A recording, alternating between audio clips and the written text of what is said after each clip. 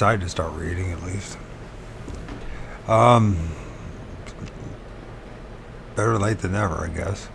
Back is a reading of Our Haunted Planet by John A. Keel. Mysteries of Time and Space, Our Haunted Planet. And as you see in the intro, my friend Eric Gibbs wrote a song tonight. Who reads? I thought that's apropos to the readings that I'm doing. And it's a good question. And I know that nobody's really interested. And there might be a handful, maybe 2, 3 of you at best. And I know other people do a better job of it. And they do it. And go follow it if you want. I'm just sharing my journey with whoever who may listen. And there's going to be very few in it. And so, this post prandial somnolence. So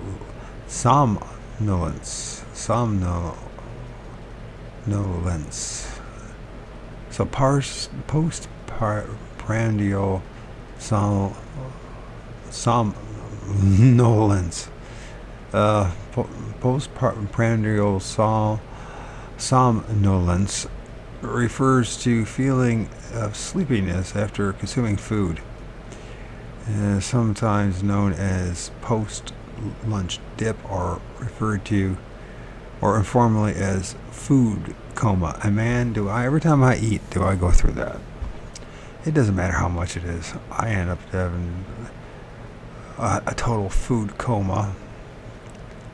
It's amazing how harsh food is on me. Anyways, so I'm sharing my journey, and it's just helped me with my MS.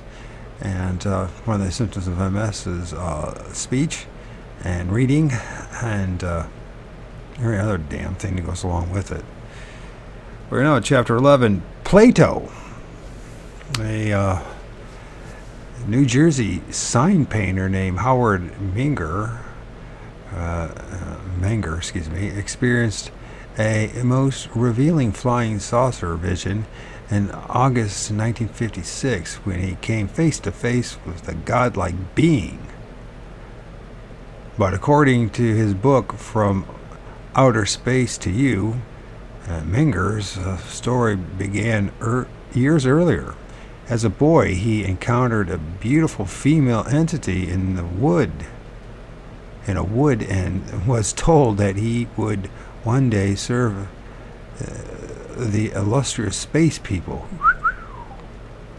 As a young man in the army, he was again contacted, this time in Juarez, Mexico, if that's how you pronounce it. Juarez,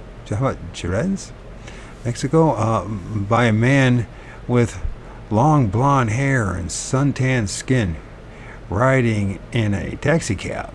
Then, in the mid-1950s, Menger's real adventures began. Strange aerial objects haunted the area around his home near High Bridge, New Jersey.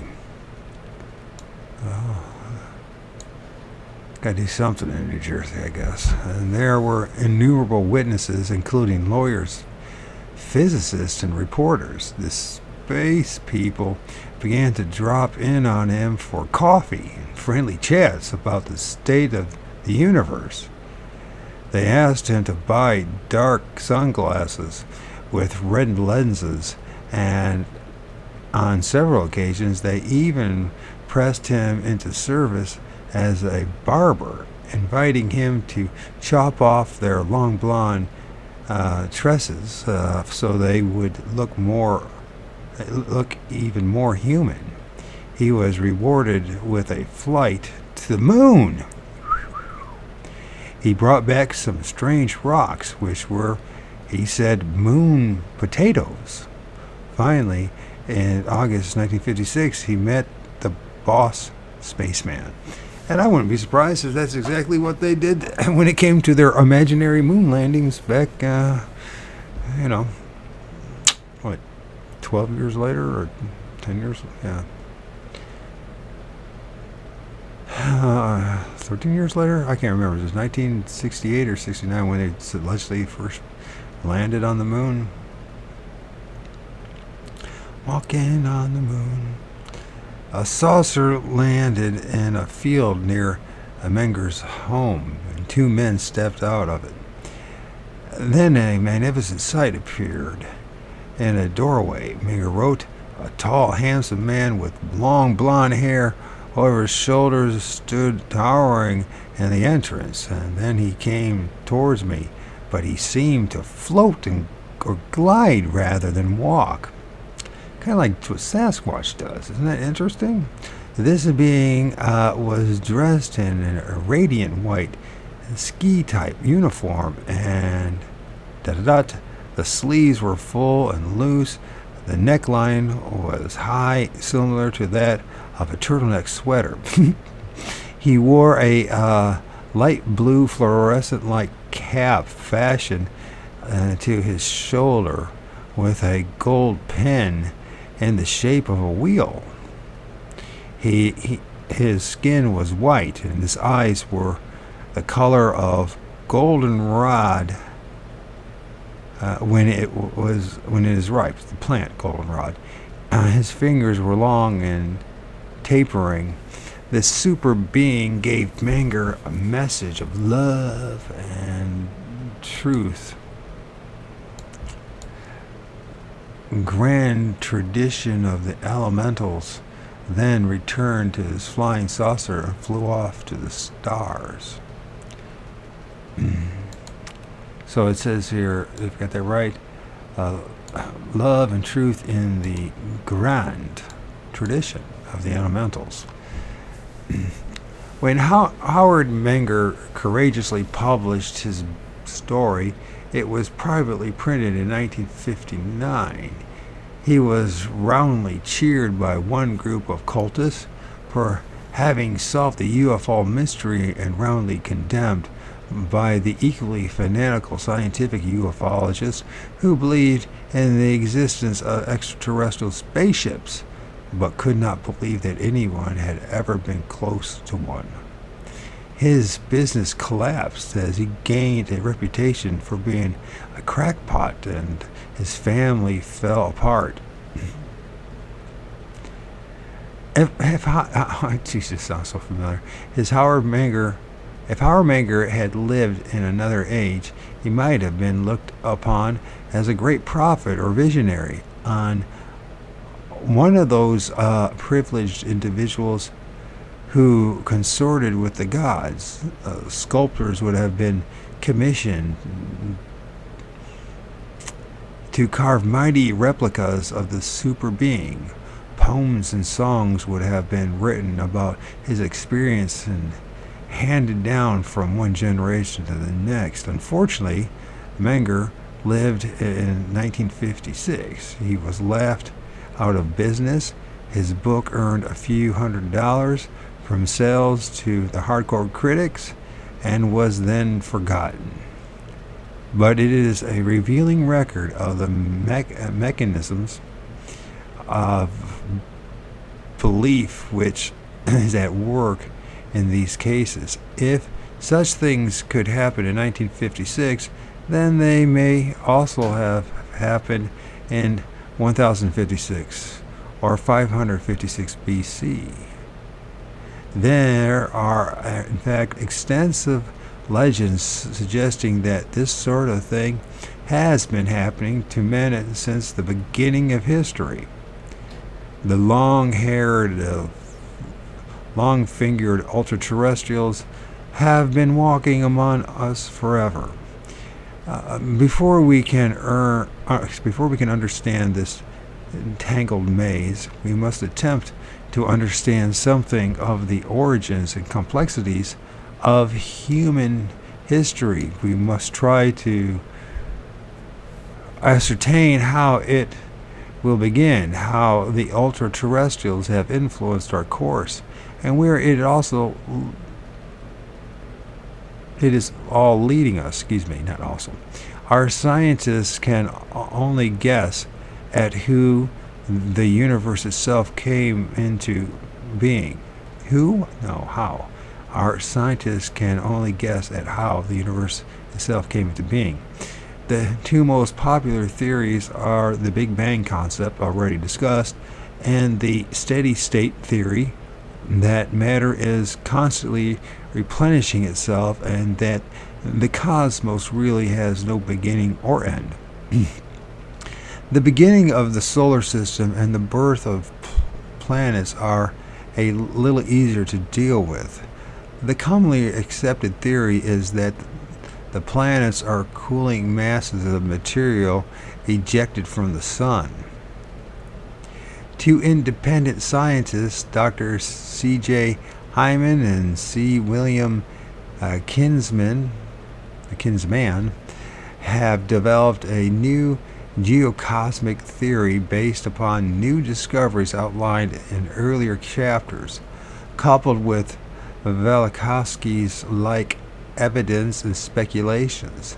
They suggest that the Earth once pursued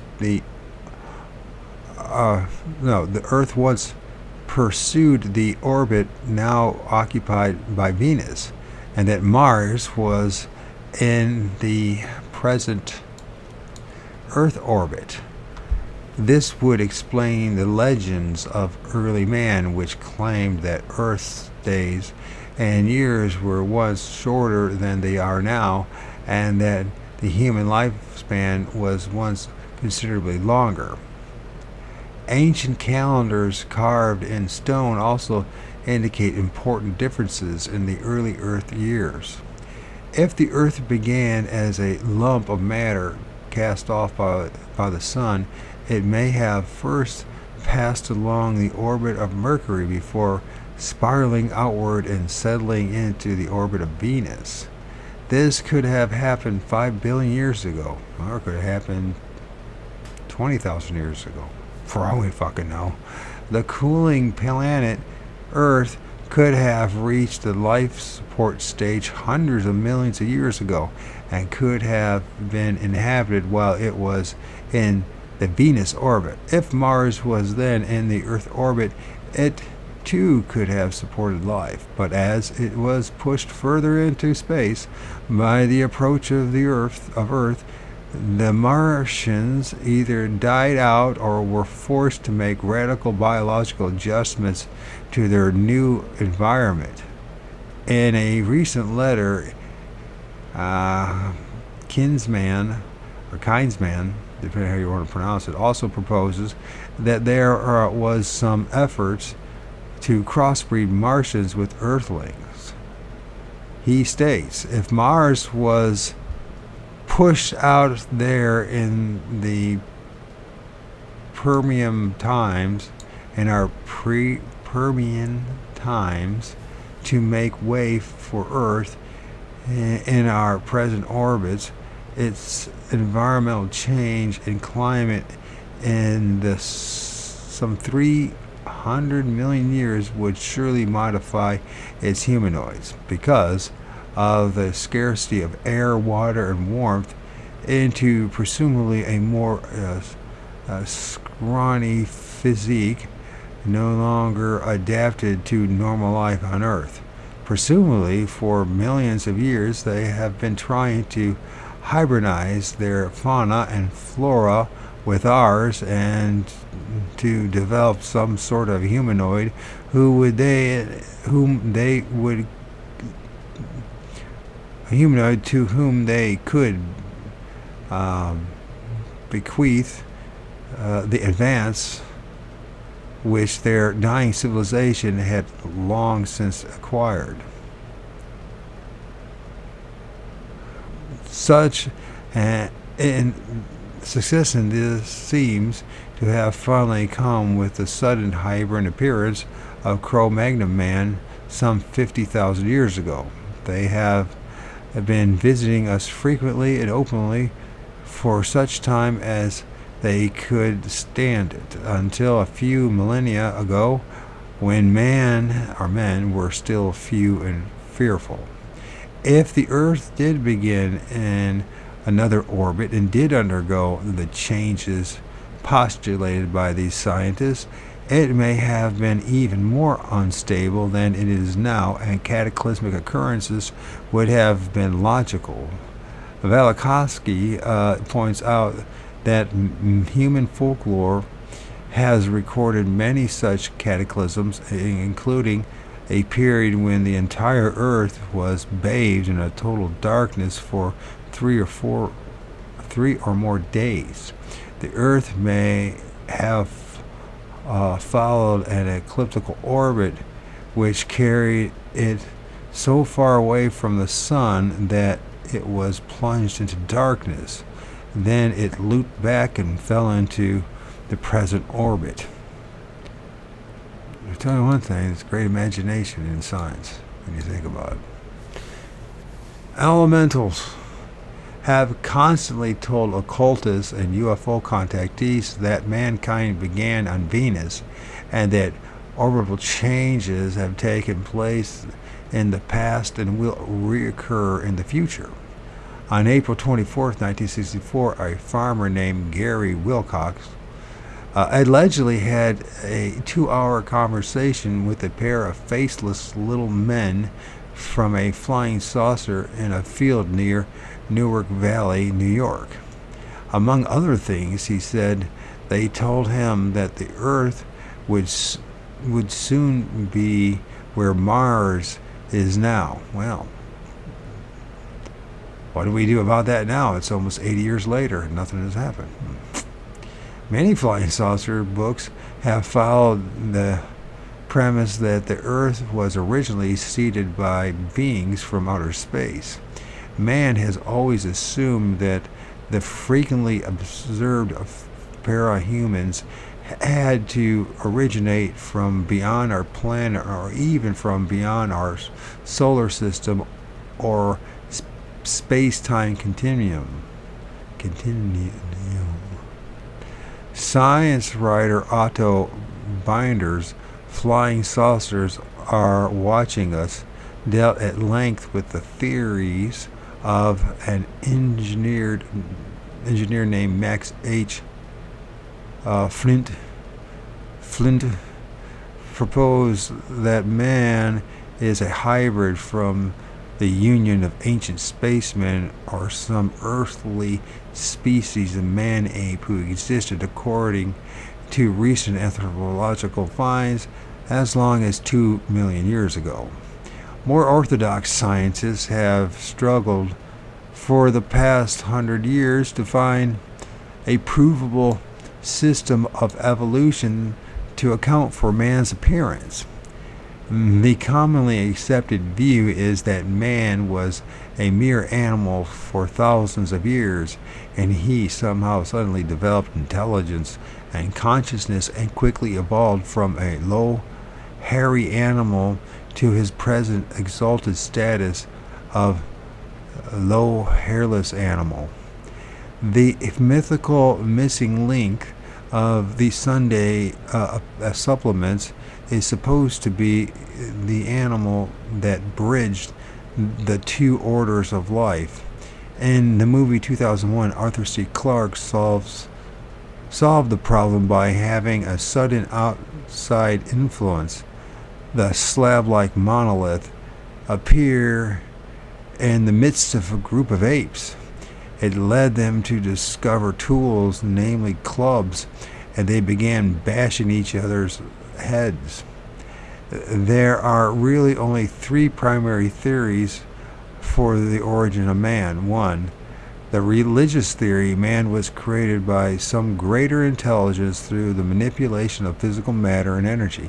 2, the occultist theory, man migrated to Earth from some other planet and he was seeded here by some other race, and he was produced by some other race crossbreed with earthly animals and produced the present strain of Homo sapiens. And 3, the theory of evolution, the series of random chemical and biological accidents that took place over a period of millions of years, and man slowly evolved from lower life forms. Billions of people have believed and still believe in supernatural creation. A few million accept Darwin's theory of evolution, and only a few thousand are even willing to consider the seeded idea. And things have changed in the past 50 years, haven't they? The real truth may be a combination of all three. Of the three, evolution is actually the weakest and most difficult to support. Evolution adequately explains the development of living species, the process of natural selection, and the other things, but it fails to provide a rational and provable explanation for the process of creation itself.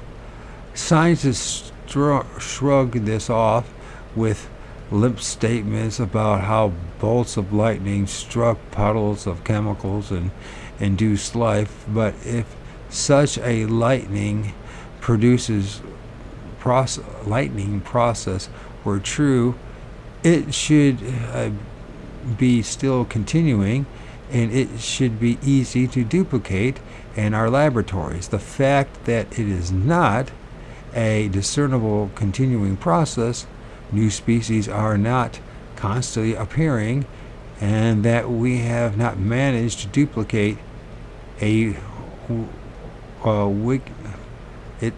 weakens the concept. Okay, and we do not manage to duplicate it, weakens the concept. The Japanese have myths and legends which claim that their islands were first settled by beings who descended from the sky. These stories are part of the Japanese culture. The Eskimos believe they were somehow flown to the Arctic Circle in ancient times. The natives of the Sahara Desert have folklore about blue-skinned people from the sky who had such impact that certain tribes still dye their skin blue in emulation of these ancient cosmic beings.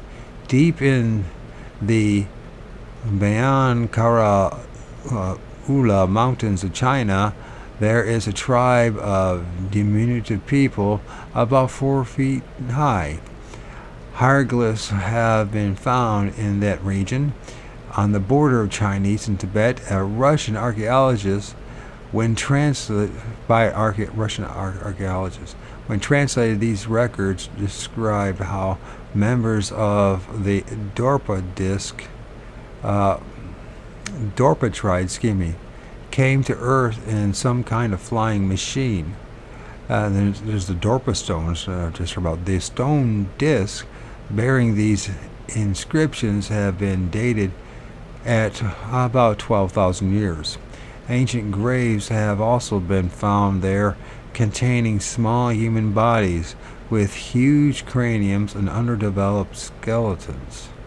There is in fact a staggering amount of historical and archaeological evidence to support the seeded notion, while the evolutionists are obliged to fall back on a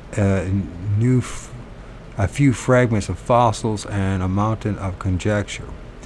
The concept of supernatural creation is wholly dependent upon the religious text and the testimony of the extraterrestrials. The story of Adam and Eve can be found in the ancient writings of Greek, Syrians, Egyptians, Abyssinians,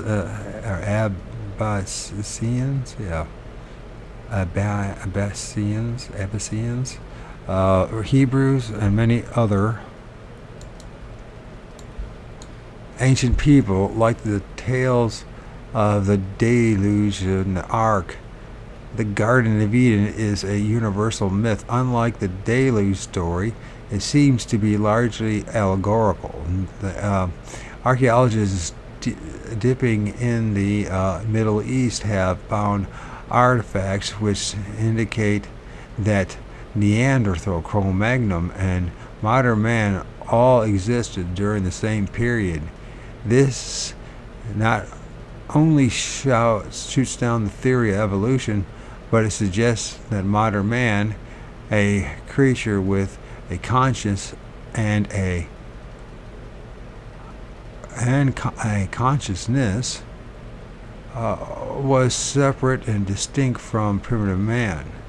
If we ever manage to assemble a more accurate history of the Earth, we may find that modern man is the descendant of the survivors of some early civilization which existed thousands, even millions of years ago, and that he has no direct biological linkage with the lower animals at all.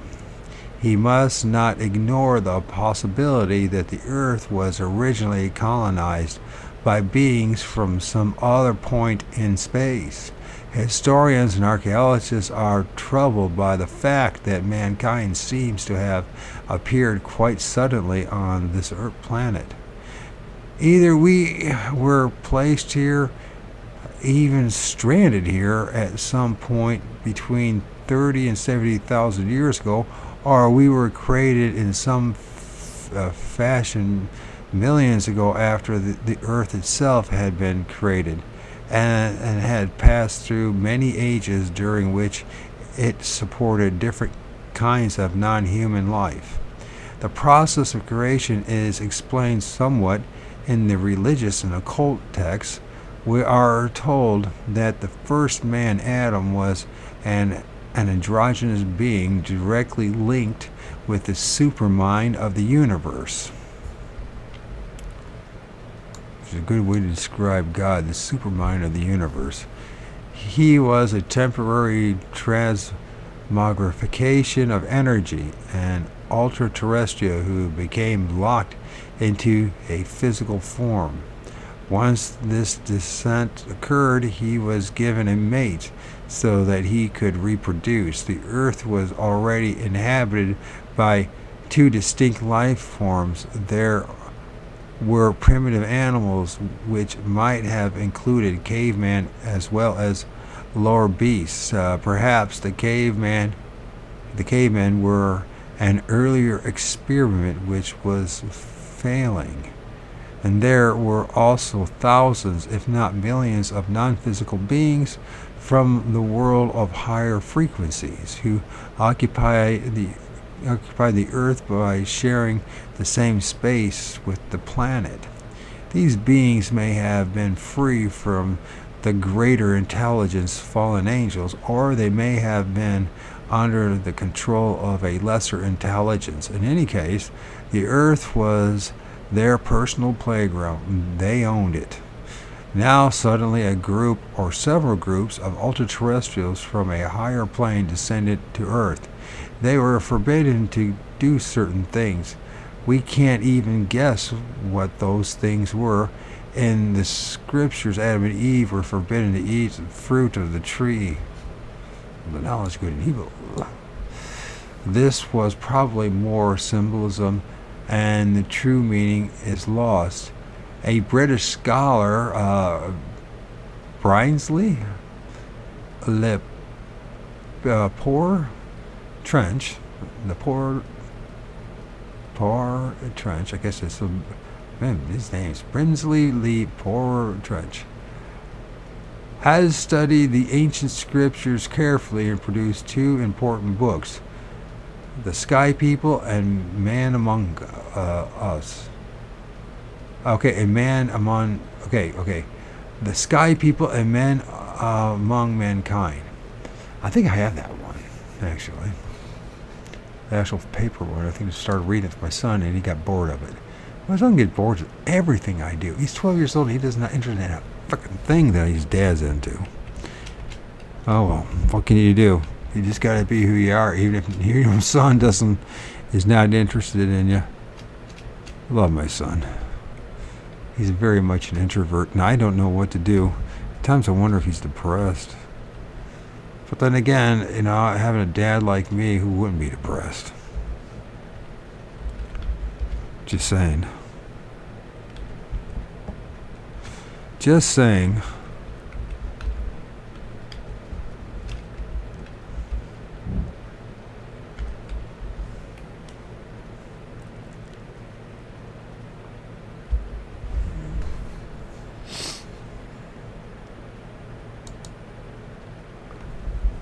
spelling is terrible, and sorry for the delay here, but as usual. And I believe I do have that. I think I have that, or I have something similar to it.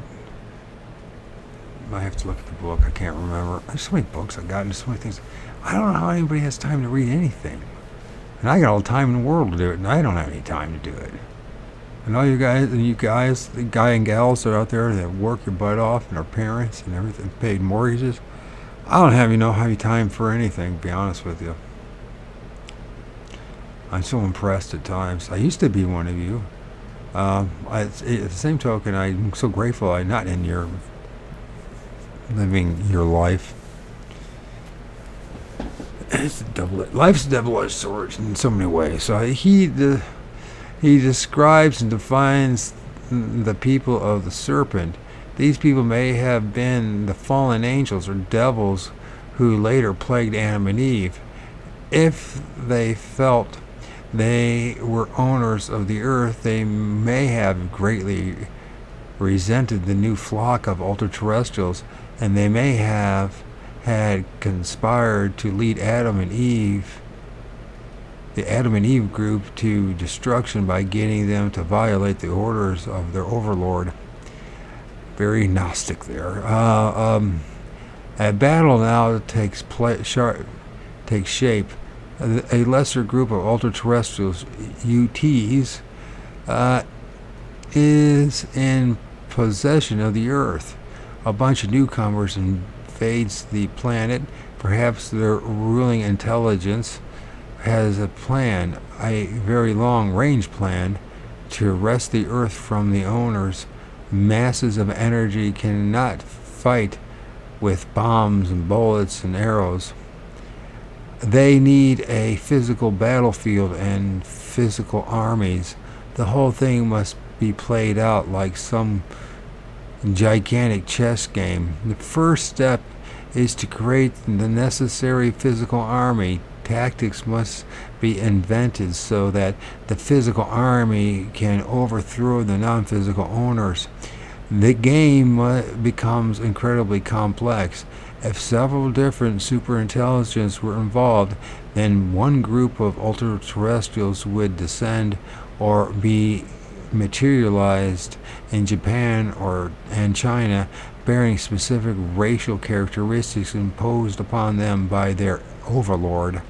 Another overlord would plant his soldiers in Africa, and another would create the Indians in North and South America, and so on. In the beginning, one superintelligence may have tried to utilize the Neanderthal men as his physical army.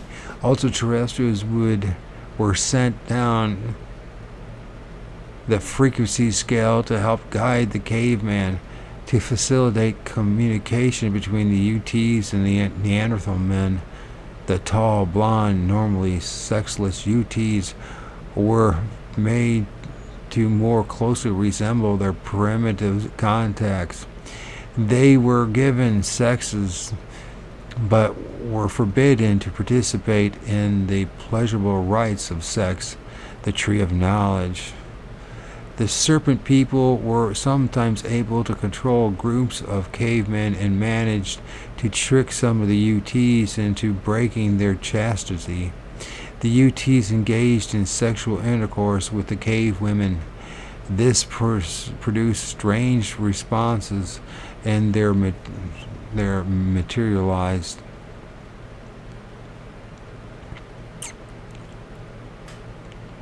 This is here, both published novels. This crossbreeding between Adam, ultra-terrestrial type, and lower animals is suggested in Genesis 25:19 through 34. I just read Genesis 25. And relates to Melech's birth, the nervous system. Anyways. Emotions were born and frequencies were changed. The direct control of the superintelligence was driven from their bodies.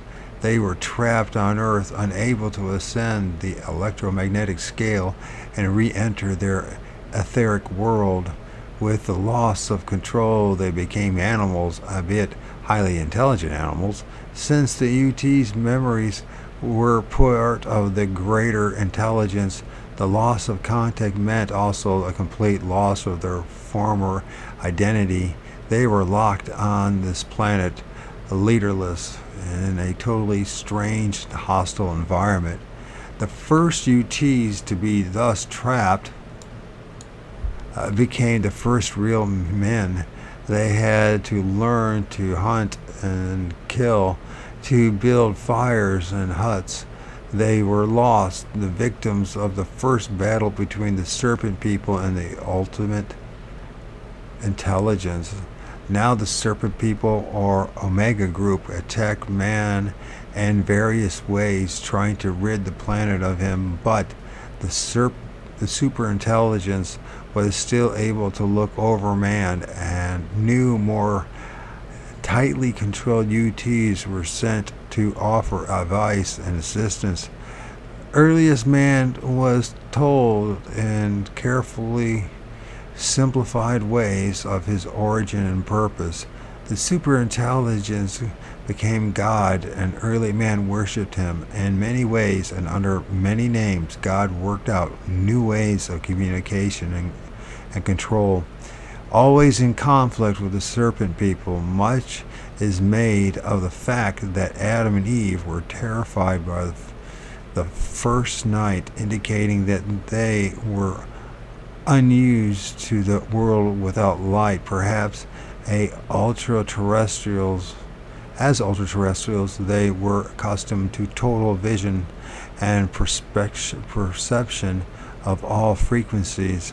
Life on those higher planes would be bathed in continuous radiation, and there would be no night or day, no time. Now Adam and Eve were not only trapped on this miserable little planet, but they were also caught up in a world that moved in a single direction through the field of time. This would take some getting used to, even if they couldn't remember their previous existence as UTs.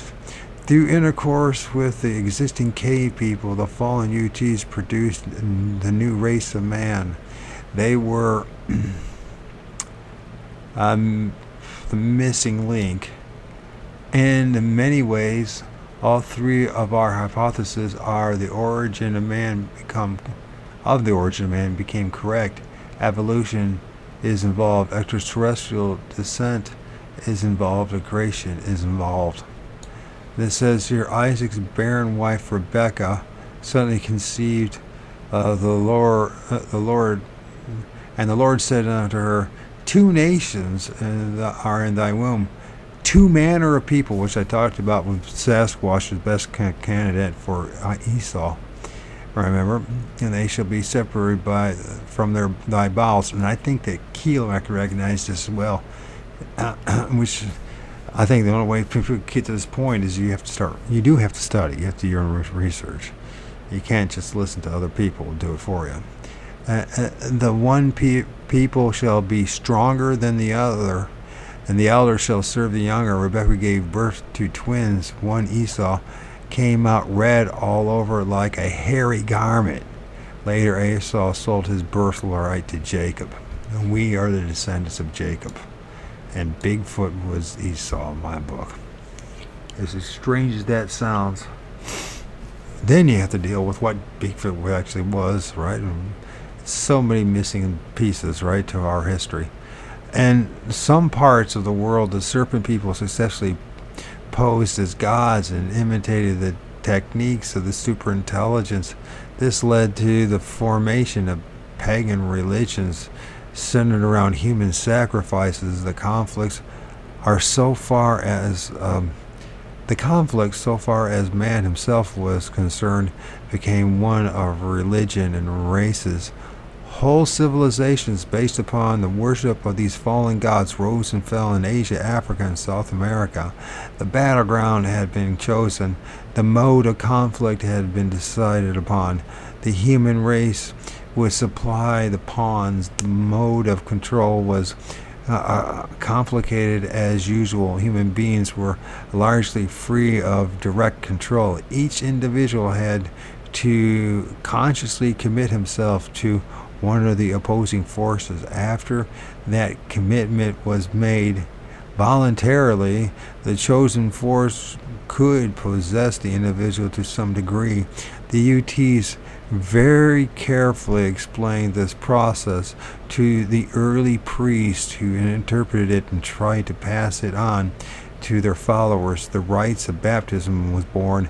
The main battle was for what was to become known as the human soul. Once an individual had committed himself, he opened the door so that an indefinable something, probably an undetectable mass of intelligent energy, could actually enter his body and exercise some control over his subconscious mind. This soul was directly linked with the superintelligence and with all similar souls, thus making possible mental telepathy, prophetic dreams, and other wonders. In those thousands of cases in which this superconscious force lapsed over into the conscious mind, we find destructive fanaticism and obsession. If the controlling intelligence was Omega, anti-human, the stricken individual suffers from insanity and commits criminal actions, social disorders, and so on. If this soul abandons the living body, total disorientation could conceivably result. The body might enter a mindless, a catatonic trance. Persons with an advanced soul could consciously eject it from their bodies for short periods and indulge in astral projection. The body would appear to be dead or almost dead during this period of desertion. In astral projection literature, we are told about the silver cord, which seems to connect the free-flying soul with the sleeping body. If the cord is cut or broken, the soul cannot re-enter the body. It dies and is possessed by an evil force. Astral projectionists claim that sometimes when they return to their body,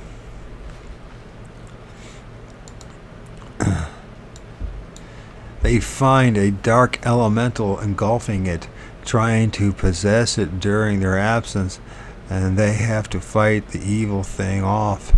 The validity of astral projection is debatable, of course, but let's suppose for a moment that it is a genuine phenomenon. If some people can project themselves consciously and remember the experience, then it is also possible that many others project their souls while asleep. They are never aware that they're doing it. The liberated souls fly about, perhaps rendezvousing with other souls to receive orders or some programming process. If the soul is some kind of ultra-high frequency energy, then it could be visible to some sensitive people as a blob of faint light in the night sky, other guys' orbs. In other words, some UFOs could be astral travelers. Flying saucers contactees usually end up talking about souls and reincarnation, karma. The UFO entities try to convey the truth about reincarnation to the people they approach. Not many of these people are able to properly interpret what they have been told. Several major religions, particularly in the Orient, are based upon the principles of reincarnation. In Tibet, with the Dalai Lama, when the Dalai Lama dies, the priests go out and scour the mountains searching for a small child who possesses specific birthmarks and other things which identify him as the reincarnated High Lama. Sometimes the search goes on for years. When a likely prospect is finally found, several religious and personal articles are spread before him. If the child goes unerringly for those items which had been owned by the dead Dalai Lama, he is declared the new ruler. This system works and has been in use for centuries. There are hundreds of carefully investigated and authenticated cases of reincarnation. That's an interesting statement. As might be expected, the majority of these occur in India and other countries where belief in karma runs high. Usually small children are involved. Such children recall completely their previous life in a distant village. When the investigators take them to that village, they recognize everything and everyone, have a terrible reunion with their former family, and are even able to describe in detail. Did I say tearful? They have a tearful reunion with their former family and are even able to describe in detail how they died. Actually, true reincarnation is impossible. Memory is stored by an electrical system in the brain, and when the brain dies, all memories are also canceled out. Our personalities, egos, and emotional structure and memories are all part of the brain's complex circuitry. The brain dies very quickly. As soon as the oxygen supply is cut off, all of this circuitry dies with it. All of the circuitry dies with it, like a radio being turned off. If the soul is merely a mass of high frequency energy, then it would not retain either memory or personality. When the body or host dies, this mass, that's a good one, of energy would be liberated either to rejoin the main intelligence of which it is always a part, or to find and possess a new host. It would not carry along any memory of its previous body or life. However, a computer-like superintelligence would have a complete memory of that other life stored within it. It could feed that information to another brain by channeling it through any soul at random. A person recalling a past life under hypnosis, there are thousands of cases of this, might actually just be tuning his superconscious into the central computer. There may be some subtle need on the intelligence part to bring about interest and investigation into a specific past life, so the hypnotized person is fed the information. In OFSP, we are told that all cases of reincarnation are the work of mischievous spirits known as the engrafters. An engrafter swoops down on an uncommitted soul and possesses it, feeding a complete memory of past life into the brain. The main information passed along this to contactees is simply that the human body provides a host for a fragment of this undefined soul energy. The major religions have been telling us this for thousands of years, pointing out that the human race supplies the shells for souls. Man's ego has demanded that he embellish this truth by adding the belief that his pitiful personality is worthy of preservation and that his memories and personality go along with the soul. The Omega Group has made a game of this belief at millions of seances, happily possessing as a myriad souls of the dear departed. Myriad. What the fuck? Why can't I say that word? I know why. Because I'm an idiot. Here we go.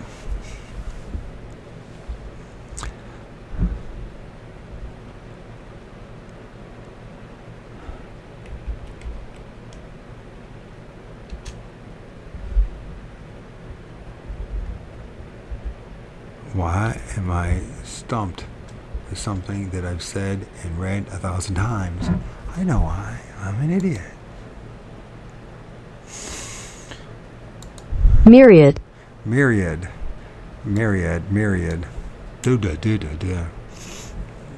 I don't know. I think it's part of the gig too, is that I would be torment my whole life with this shit, and then torment others with it.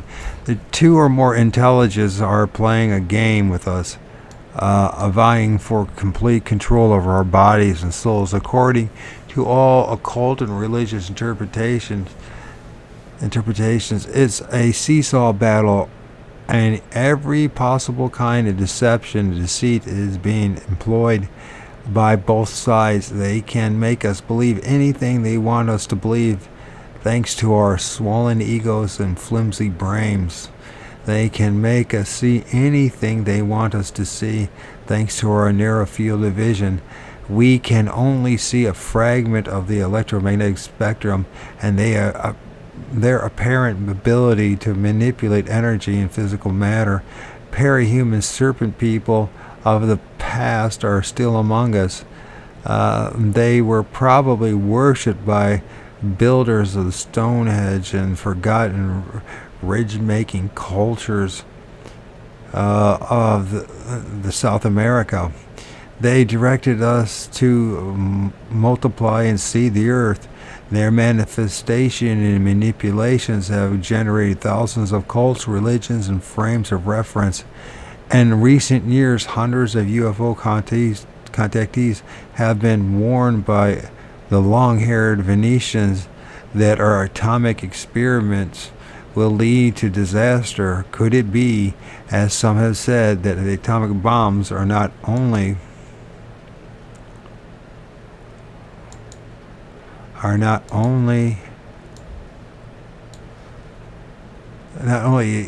kill cities, but that they also kill and disintegrate souls? If the soul is a fragment of energy linked to some greater mass of intelligence energy, then this anti-atomic bomb posture of the ultra-terrestrials could be defensive. The bomb Hiroshima may have blown a hole in some other world beyond our space-time continuum, and a lot of moon food may have been lost in the bargain. That's the end of chapter 11. It's a damn good read, and it really ties in a lot of things. And what's interesting too, I can see where people like David Icke and a gazillion of other people of the Truther movement got their ideas from. They're not even original. Anyways, chapter 12, the demise of the gods. If the flying saucers are real, the skeptics say, why don't they contact us? The startling truth, as carefully recorded by the ancient historians, is that the ultra-terrestrials have always been in direct contact with millions of individuals, and they actually ruled directly over mankind for many years. In recent centuries, their influence has become more subtle, but it is always there. According to the traditions of many isolated peoples, the first great empires of Asia were god kings who came down from the sky, displayed amazing superhuman abilities, and took over. There was a virtual worldwide epidemic of these god kings between 5000 and 1000 BC. The mighty Osiris and Isis walked into the Egyptian valley out of nowhere and assumed command. The myths and legends of Greece and India and South America describe their rule. They were taller and more imposing than the men of the time, with long blonde hair, marble-like white skin, and remarkable powers which enabled them to perform miracles. They displayed brilliant judgment and wisdom and exercised remarkable organizational abilities. In most cases, they chose to reside in the highest mountains and hills available, commanding balls of fire and bolts of lightning and traveling about the sky in wonderful chariots. In the southern European, Zeus and his court of phantom cohorts held forth for centuries. In India, a multitude of gods and demons appeared and reappeared generation after generation. Others arrived on the scene and made lasting contributions to folklore from Iceland to Scandinavia. In Central America, the legendary Quetzalcoatl appeared among the Toltecs. He was a white man dressed in a long white robe covered with tiny red crosses. He wore a great beard and, according to Toltec tradition, introduced science and learning to the natives. After many years of benign rule, he simply vanished, promising to return again one day. When Cortez and the Spanish conquistadors landed in Mexico 1,000 years later, the Indians greeted him with delight, believing that he was Quetzalcoatl. He took advantage of their superstition and sacked the Aztec Empire. Understatement. Deep in the wasteland of the Western Australia, the Aborigines still cling to the ancient myths of the Wandjina, and regarded as sacred. The petroglyphs carved into rocks depicting tall, robed figures.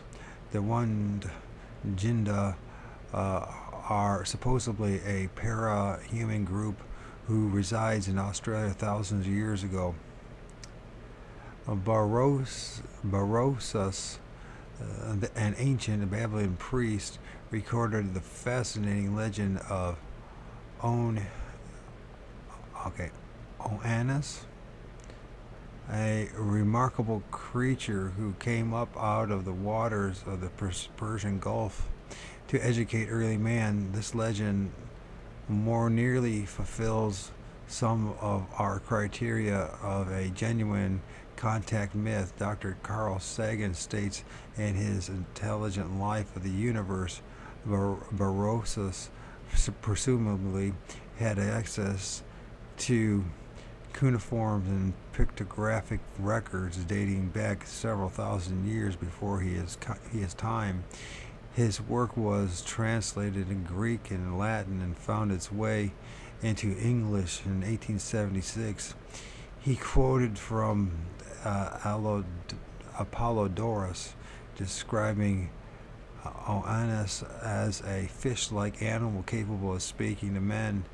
The account explains, this being in the daytime used to converse with men, but took no food that season.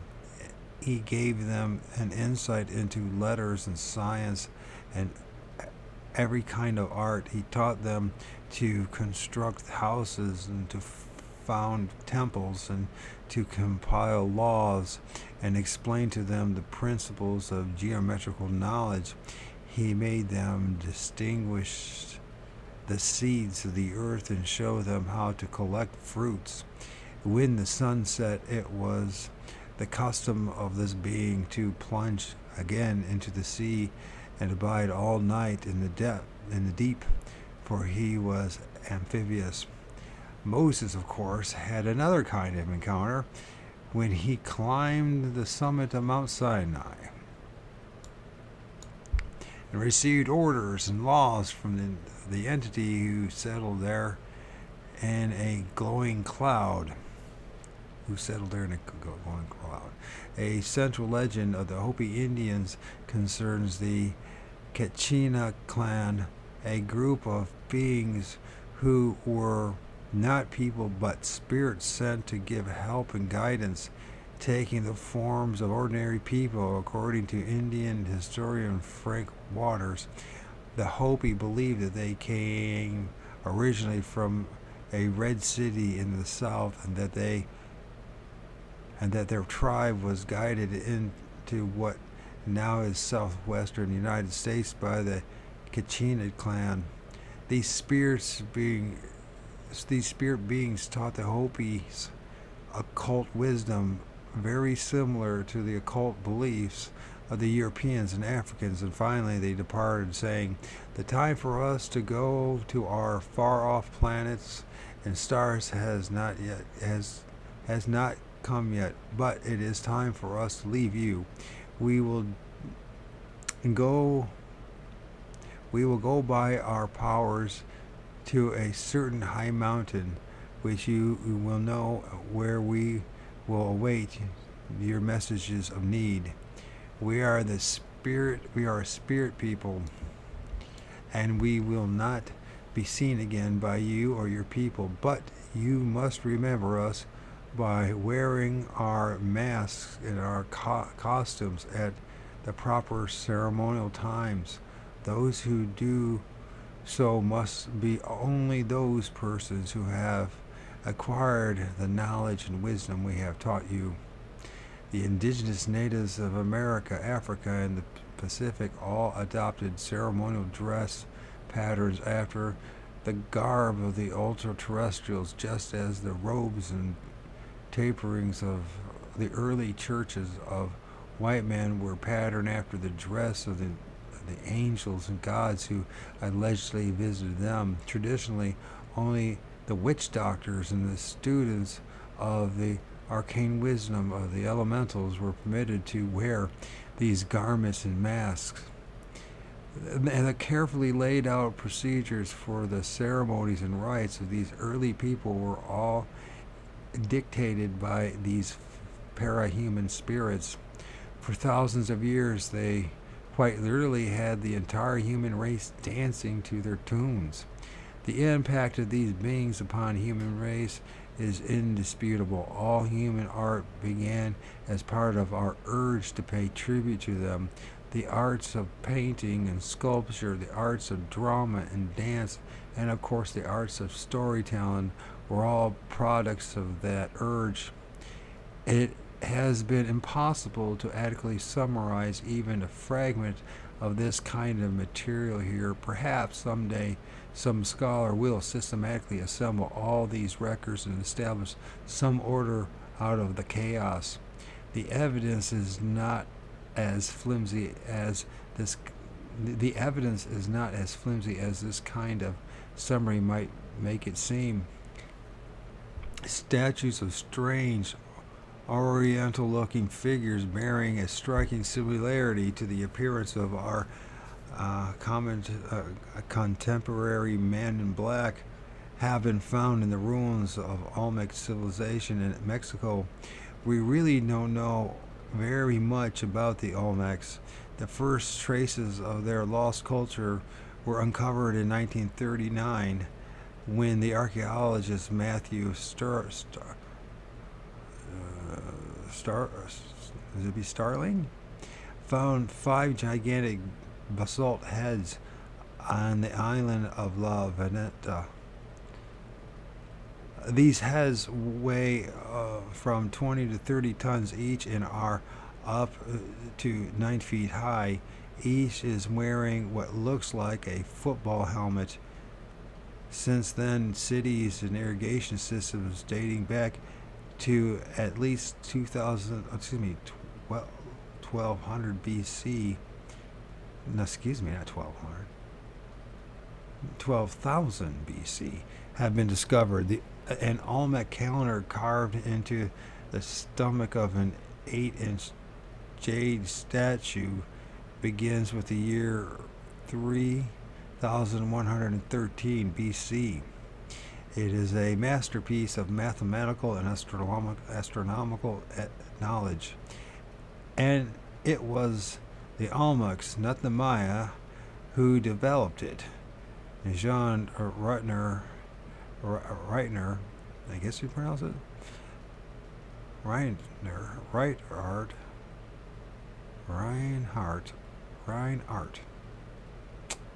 I guess Jean Reinhardt noted in Science Digest, September 1967, archaeologists have come up with an interesting theory for the sexless Oriental-looking statues. They suggest that the Olmecs worship deformed children and that the statues represent Mongolian idiots. But would a people capable of creating a masterpiece of a calendar worship abnormal babies? The statues also feature a distinctive cleft in their foreheads, and this falls in line with the third eye lore of the European occultism, Tibetan beliefs, and even mysticism of the Hopi Indians. The third eye is supposedly the part of the brain which is linked to ESP and cosmic consciousness or direct communication with God. The third eye symbol, an eye inside a triangle, is an ancient symbol of the deity found in many cultures from Egypt to Micronesia. It appears on the Great Seal of the United States atop the pyramid found on every dollar bill. The Kachina clan taught the Hopis that an opening in the head existed so that they could talk with God. At one time, trephination, cutting a hole in the skull, was common practice throughout the world, perhaps as part of some religious rite. Hundreds of trephinated skulls have been found in Europe, Asia, Africa, and Americas, and the Pacific Islands. Many of them date back 3000 BC. Some show signs of healing, indicating that the patient must have survived what is even today an extraordinarily delicate operation. 370 such skulls have been found in Europe, but the finest examples come from Peru. The very thought of thousands and even millions of early humans voluntarily submitting to have holes bored into their skulls with primitive flint instruments is enough to make anyone's flesh crawl.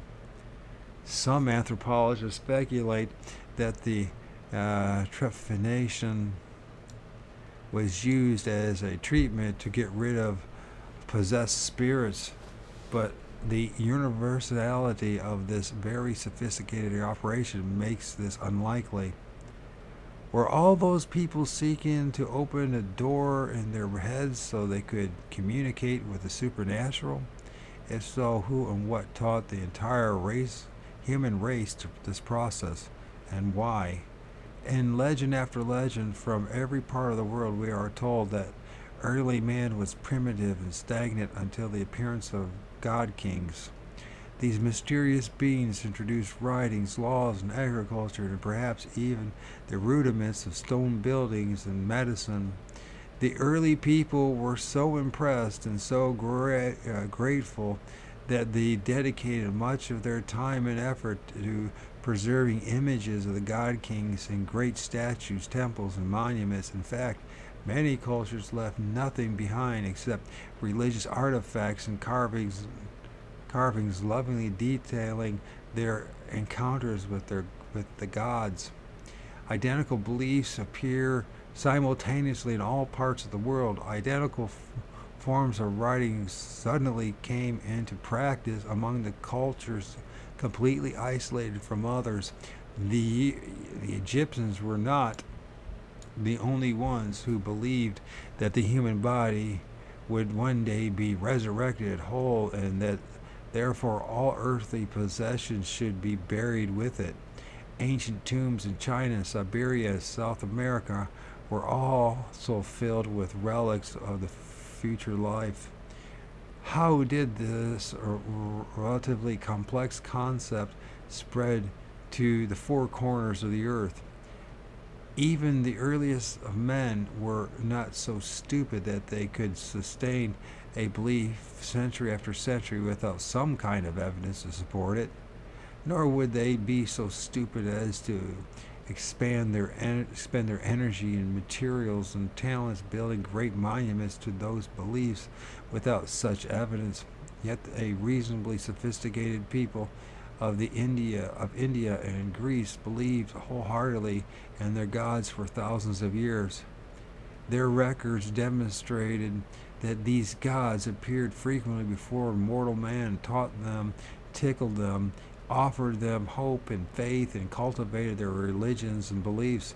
Temples were erected on the spots where the gods had stood, from Stonehenge to Delphi. Often the participants were instructed to build a temple on the spot. Gold, atomic number 79,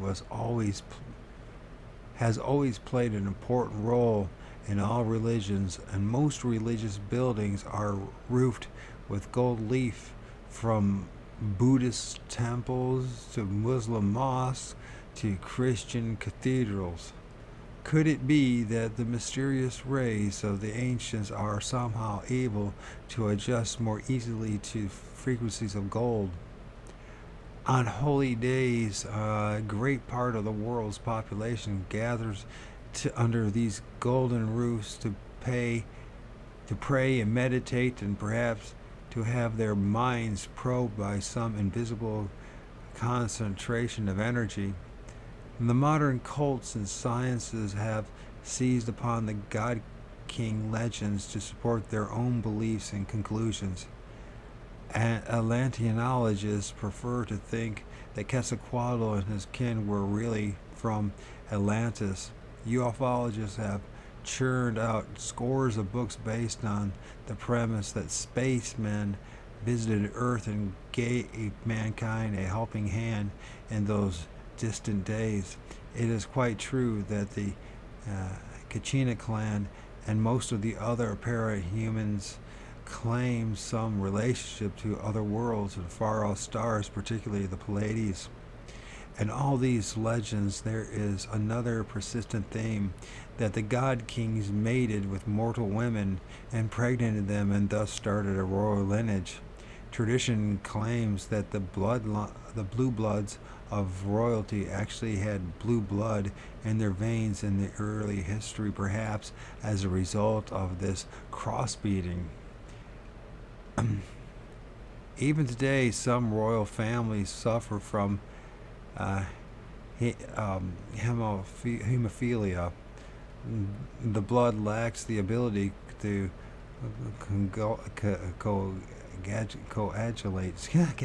coagulate, and even a small cut becomes a serious wound. The mating of ordinary women with supernatural beings is an integral part of all religious lore. It is emphasized in the Bible. Some modern rulers, such as the Emperor of Japan, still claim their family can be traced all the way back to a godlike ancestor.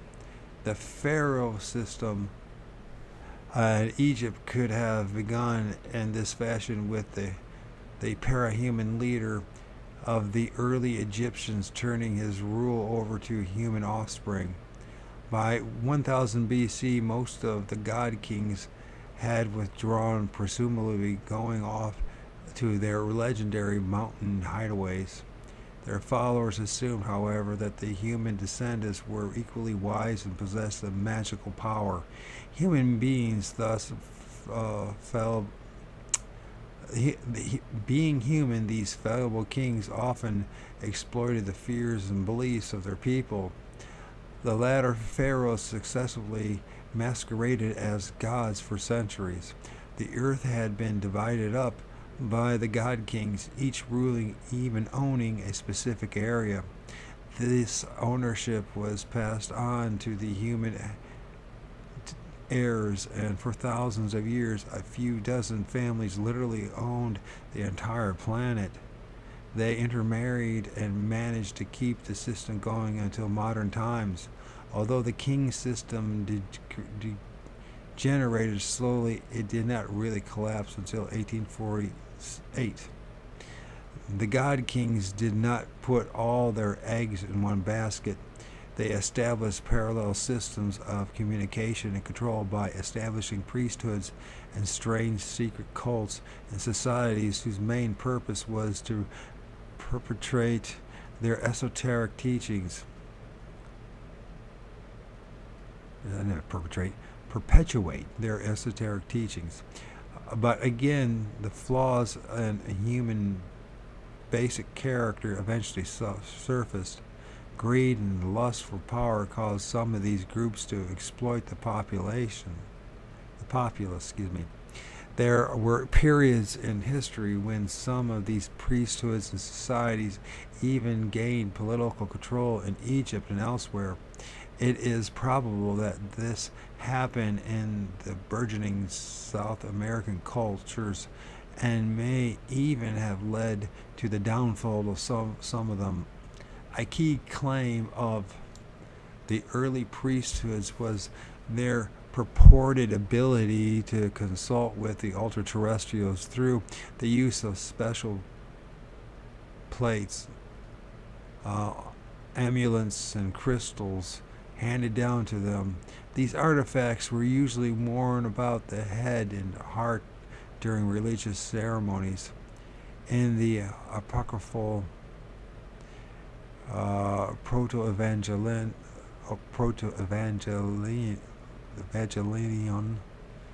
we are told that Joachim, father of Virgin Mary, visited the priest and said, Joachim, city prison, Joachim. If the Lord be propitious, if the Lord be propitious to me, let the plate which is on the priest's forehead make it manifest. End quote. He consulted the plate the priest wore and saw it, and behold, sin was not found in him. Such a plate is described in Exodus 28:36. Early kings and dictators purportedly consulted with angels and supernatural beings who appeared frequently to advise them. Historical records assert that everyone from Julius Caesar to Napoleon had meetings with mysterious parahumans who materialized and dematerialized mysteriously. The sacred crown of Saint Stephen is supposed to have been delivered by an angel to a pope who permitted Stephen I to be crowned king of Hungary with it in 1001. The mysterious gypsies sometimes claim their amulets and crystal balls were given to them by ultra-terrestrials. Numerous modern flying saucer contactees display tektites and pieces of quartz which they say were given to them by Venetians. Mr. Ralph Leo, a businessman in North Carolina who once ran for Congress, visited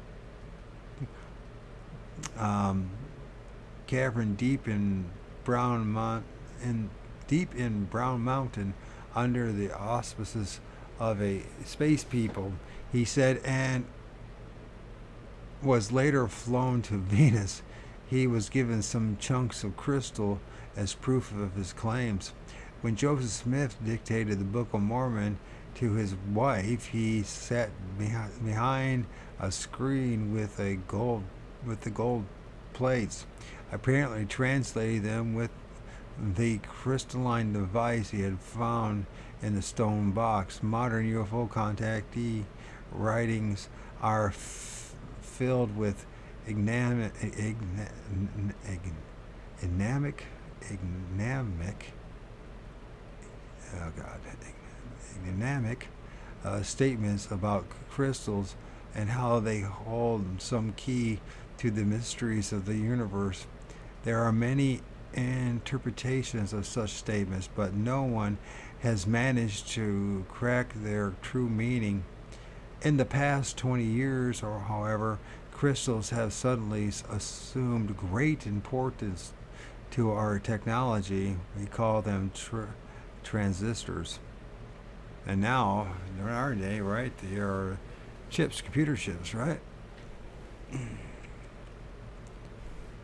We wouldn't even have computers if it wasn't for these crystals. Although Paul Wells and Berg Geyer shrug off the UFO mysteries in their dawn of magic, they seem to subscribe to the cultist belief that spacemen representing a superior technology once visited the Earth. They offer their charming cargo cult theory, speculating that early man's religious rites were actually based upon their observations of strange behavior of the strange behavior of the God Kings.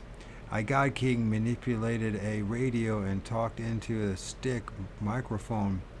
Presto, a fleet of aerial vehicles soon arrived with supplies. After the departure of the God Kings, men tried to imitate them by chanting into sticks too, and so prayer was born. This brings us full circle. The ultra-terrestrials imitated the appearance of man, and eventually man began to imitate them in his rites and ceremonies. They made masks and costumes duplicating their strange appearances. They hauled enormous rocks hundreds of miles and carved replicas of their features for our temples and cities, whose civilizations of stone builders apparently committed themselves entirely to the service of the God Kings and willingly sacrificed thousands of their own people in bloody ceremonies on the sacred hilltops in tribute to these beings. For many centuries, human sacrifices played an important role in the religion of all the people of the earth. In the Bible, animal sacrifices are described. Even Abraham led his son to a mountain and prepared to kill him in a sacrifice to Elohim, the original biblical word, which is plural and means gods. It has been given singular translation in the modern Bible. Early priesthoods wielded considerable power. Oracles and mediums resided in the great temples, issuing accurate prophecies and many inaccurate ones. It was a time of miracles and magic. The priests were the only educated men. As usual, some were unscrupulous enough to turn a neat profit from the benefits of the people. But gradually, the old tried and true methods of communicating with the ultra-terrestrials began to fail. According to legend, there was great rivalry among the gods. False messengers betrayed the believers and caused all kinds of mischief. And around 500 BC, a new force began to make its presence felt among men.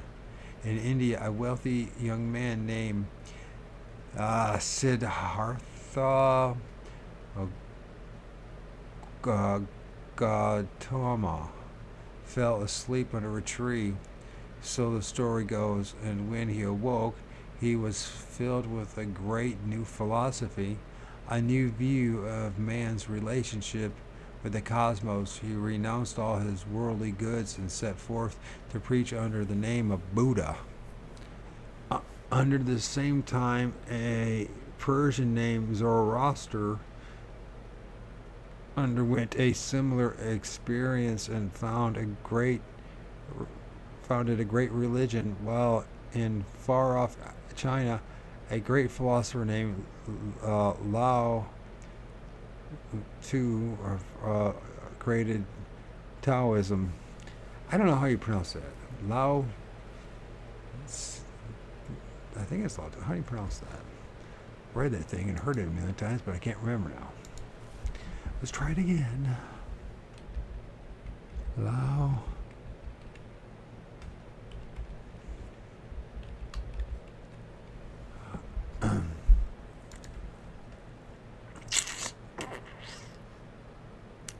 God, I have to listen to the long freaking video just to find that out. Please don't do it to me. Please don't do that to me. ETFs can be powerful tools. I hate these other stupid advertisements. I never ever seen this. It's got to be Torment. Lao Cha, Chinese. Lao Cha, Chinese. Lao Cha. Now, who in a million years would have pronounced it Lao Cha? That's what they say. It's Lao Cha. I was to see, but it's Lao Cha. Where am I with all this crap? Sorry about that. It's not awesome. Lao Cha created Taoism and reshaped the thinking of the Orient along with another contemporary, Confucius. In the Middle East, several of the biblical prophets, including Zechariah and Daniel, were conversing with supernatural entities and undergoing illuminating experiences. None of these men knew that the others even existed. Many centuries would pass before their independent ideas and teachings would spread and overlap. Yet, in time, these men, all contemporaries between 600 and 500 BCE, changed the philosophical and theological structure of the civilized world. Because of them, that century stands as a landmark in the history of our planet. Just remember that. Between 6 and 500 BCE, this is when they started changing to the monotheism as well.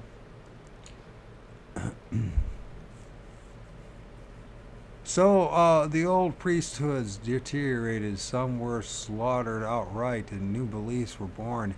These beliefs centered around the awareness that there was some force beyond the ultra-terrestrials, that mankind was only part of a larger pattern, and that individuals were merely an extension of some distant, unknown intelligence.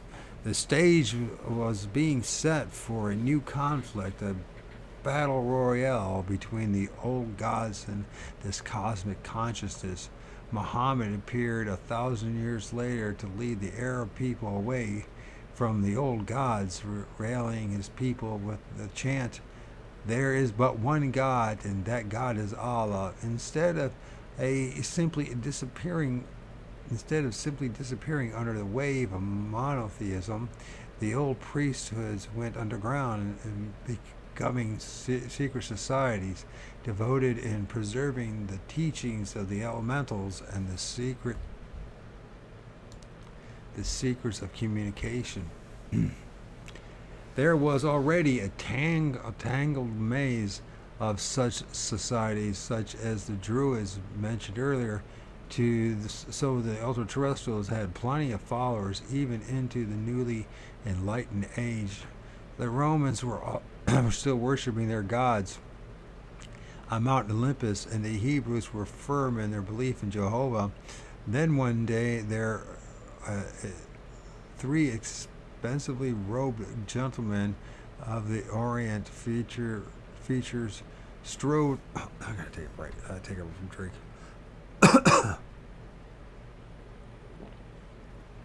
So professional with it, and it's so honest. People don't like honesty. They don't like humanity. For some reason, we've been brainwashed and thinking it's not okay. Let's get back to this. Then one day, three expensively robed gentlemen with oriental features strode into the court of King Herod and informed him that a most remarkable child was about to be born somewhere in Judah. Meanwhile, the angel Gabriel visited Mary and told her that she was to bear a child. The three Orientals made their way to Bethlehem. Or was it, depending on who it is, Bethlehem, or was it friggin' Jerusalem? They can't even get that one right. Accompanied by a brilliant glowing object in front of them in the sky, like an orb. Joseph left Mary in a cave, and according to the proto-evangelion,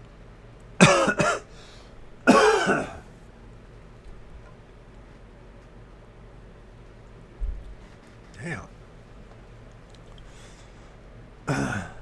According to the proto-evangelion, while he went to seek a midwife to help with the birth, then time stood still. Chapter 8 of the proto-evangelion relates, "But as I was going," said Joseph, "I looked up into the air, and I saw the clouds astonished, and the fowls of the air stopped in midst of the flight. And I looked towards the earth, and I saw a table spread, and working people sitting around it. But their hands were upon the table, and they did not move to eat. They had meats in their mouths, and did not eat. They who lifted them up to their mouths did not put anything in, but all their faces were fixed upward. And I beheld sheep dispersed, and yet the sheep stood still. The shepherd lifted up his hand to smite them, and his hand continued up. I looked up unto the river, and saw kids with their mouths closed to the water, and touching it, but did not drink." Unbelievable though it may be, this paralysis of time is common in UFO and psychic lore. It is almost as if the world is frozen like a frame of a movie film projected on a screen. Time continues to flow only for the precipitant. When Joseph returned to the cave of the midwife, they found it filled with blinding light, and the Christ child was born. The birth, life, and death of Christ had been prophesied centuries earlier. No, it wasn't. It never did. The Old Testament does not prophesy it at all. Brethren of the Quran priesthood even established a regular night watch, scanning the skies of Judah in expectation of some sign of the heavens. Although the exact birth date of Christ remains a controversy, most theologians and scholars believe that it was sometime in the year 4 BC. The year, according to the astrological records of the Qumran priests, a comet produced a heavenly spectacle, and there was a fiery conjunction of several planets. In the zodiacal signs of Pisces, pragmatists naturally assumed that the star of Bethlehem was that comet, and to followers of Velikovsky it might have been the comet Venus. When you read all the contradictions, they can't even figure out in the Bible itself where he was born in, and I may not make it up. Luke says he's born in Jerusalem, and the other one says he's born in Bethlehem.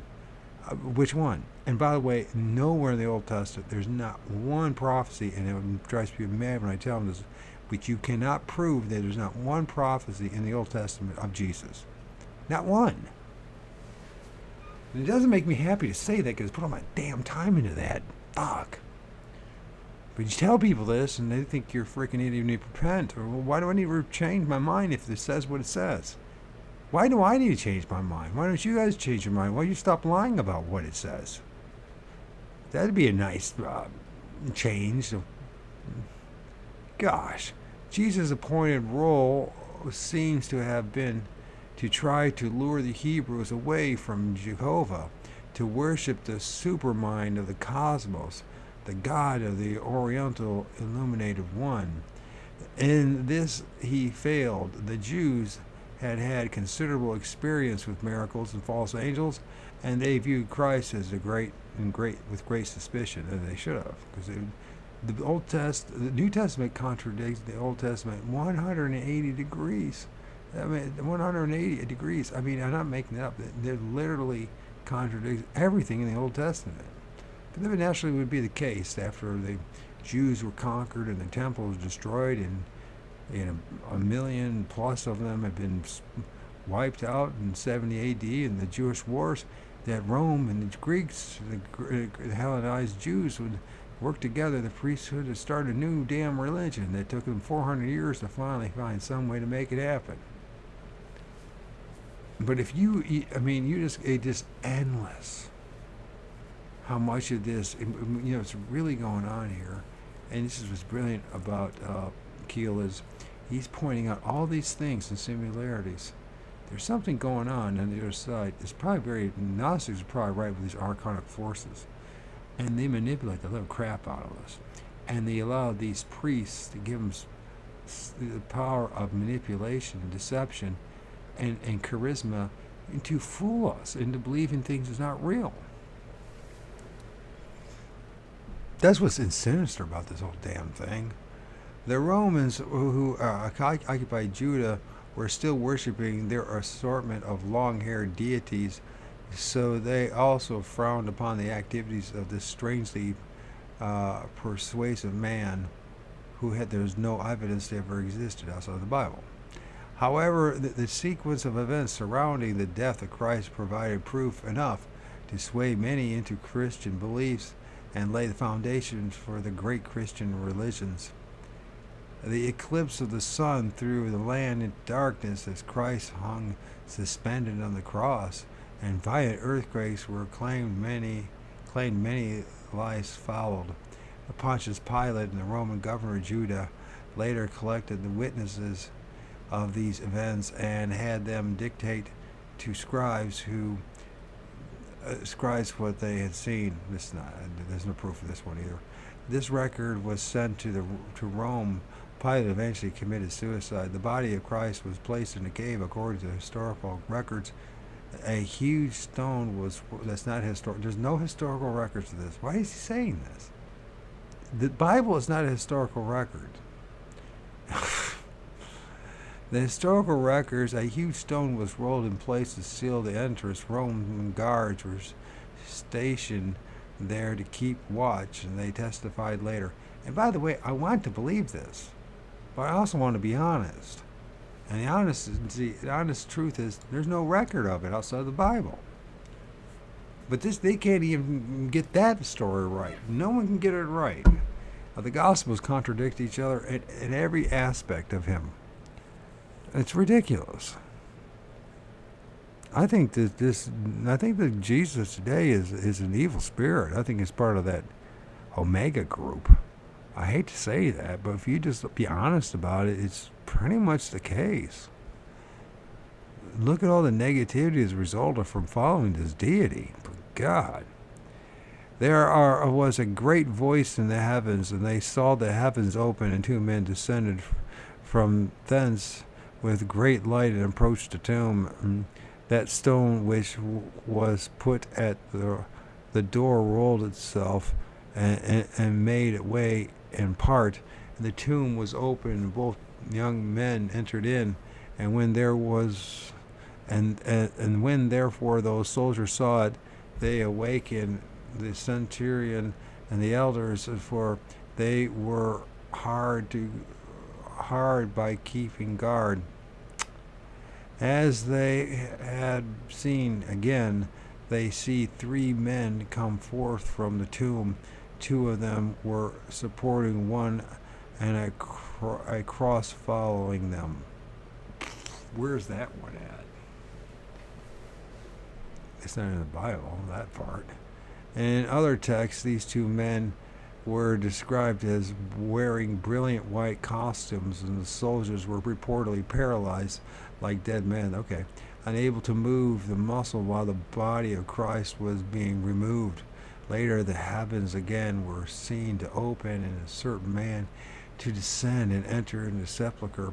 This certain man remained behind, for when the soldiers and the followers of Christ approached the tomb, this being told them not to be frightened and advised them that Christ had been taken and had risen. Here we have an extraordinary sequence of events and coincidences, and one hell of a tale. The natural catastrophe struck the exact area where Christ died. A group of witnesses heard a sound in the sky and so brilliant light, and were rendered immobile as two beings descended, entered the tomb, and removed the body. One entity remained behind to make sure that everyone knew that what had happened. Later, the ghost of Christ appeared before the disciples to further explain the concept of the resurrection, a concept which has always already been pointed out. A concept which has already been pointed out can be traced back to the early Egyptian civilization. Christ's ministry was brief, spanning only a few years. He traveled only a few hundred miles and spoke to only a few thousand people. Nevertheless, his impact upon the human race is undeniable and unmeasurable. Buddha and Lao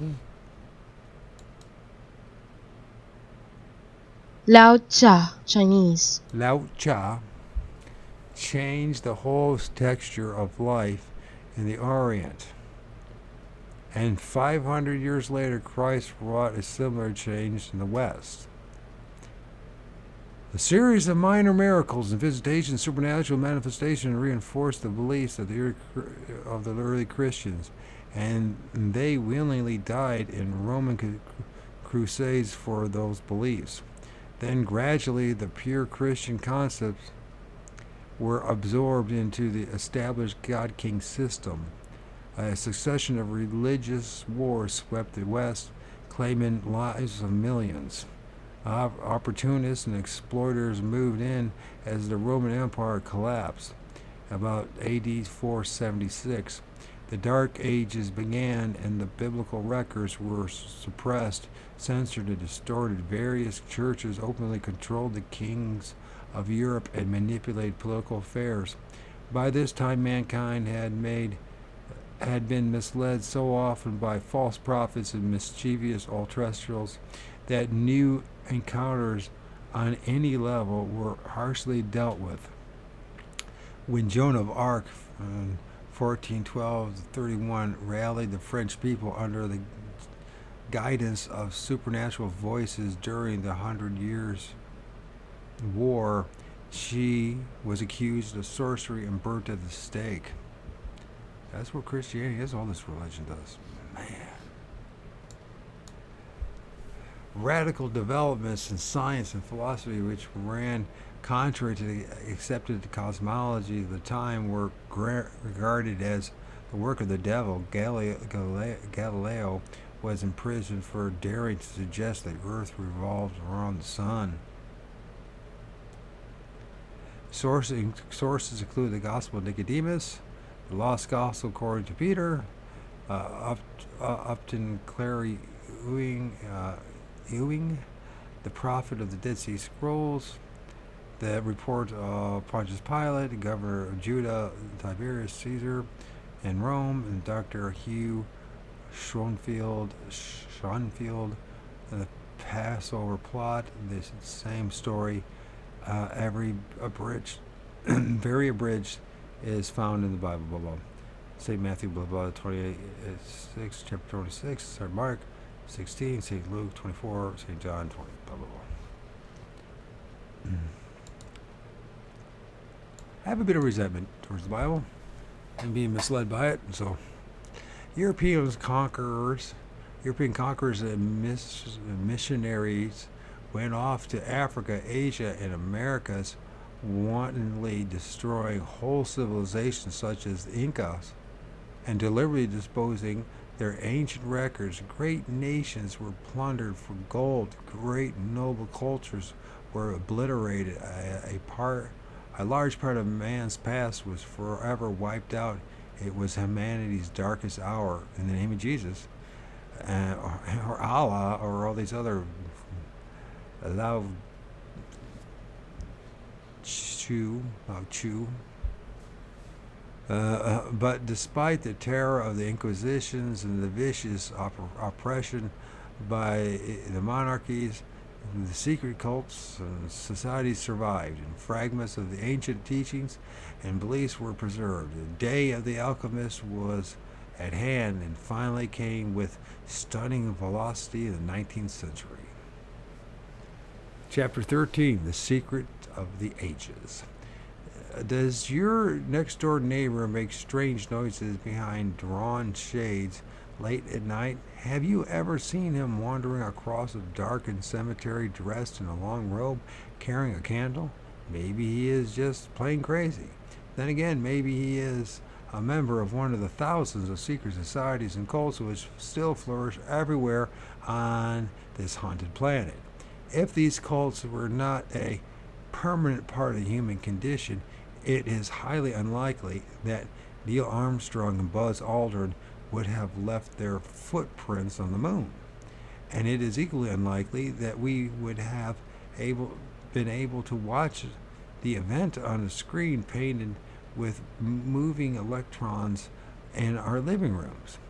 Many of the true secret cults are found upon rites designed to conjure up unearthly entities. Over the centuries, various fugitives and defectors from these hidden organizations have published fragments of these rites and beliefs. There are hundreds of fascinating books available which spell out these strange truths. In addition, there is a wealth of so-called inspired literature purportedly dictated by the entities themselves and produced through automatic writing.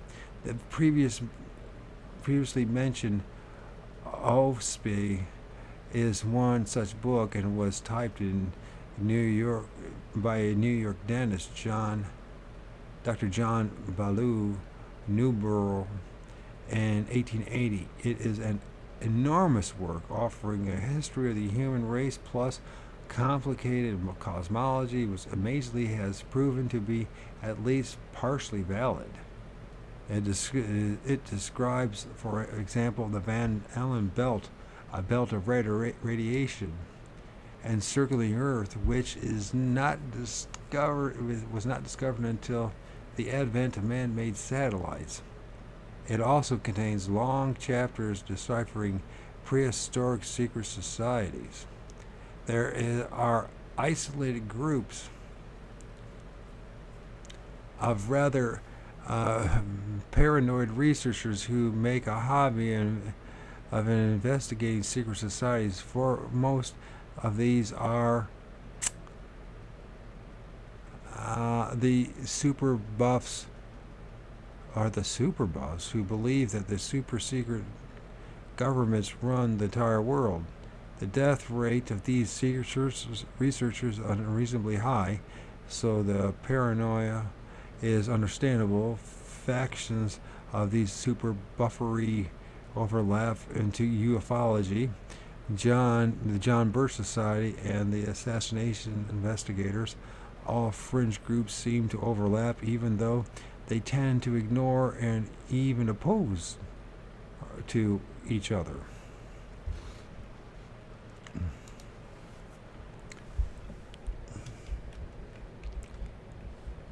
He keeps bringing up this book. I'm going to see if it's there.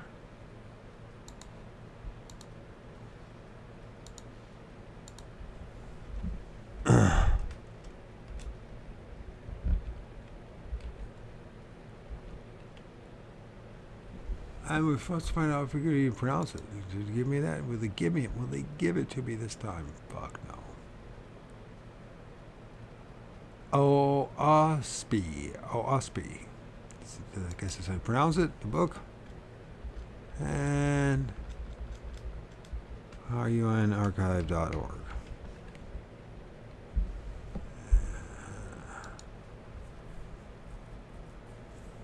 And a new Bible in the words of Jehovah and his angels.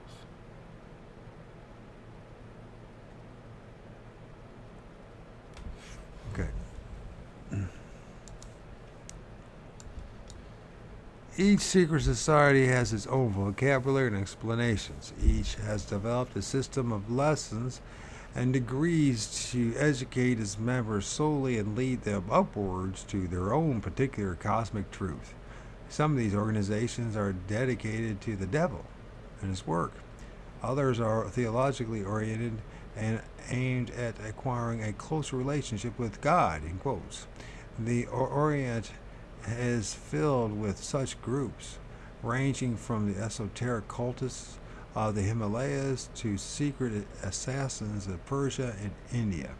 Advanced members of some of these groups allegedly possess powers of telepathy and astral projection. The lamas of Tibet are supposed to be able to wipe out thought forms and elementals at will through sheer force of mind. That's what we need to learn how to do, I think.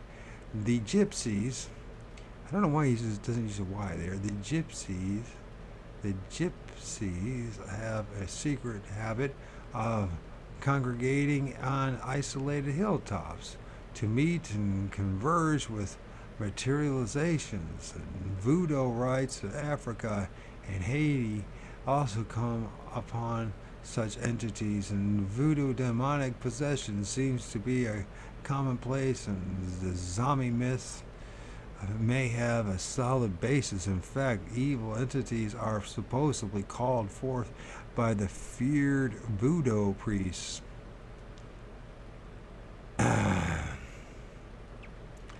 To perform sinister deeds. Papa Doc Della Duvalieri.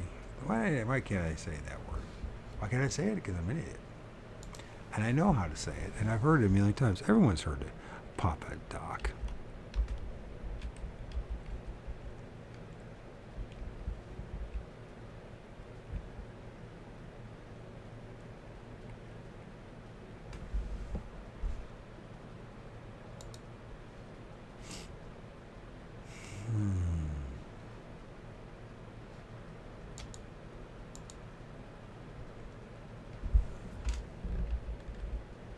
Pronunciation.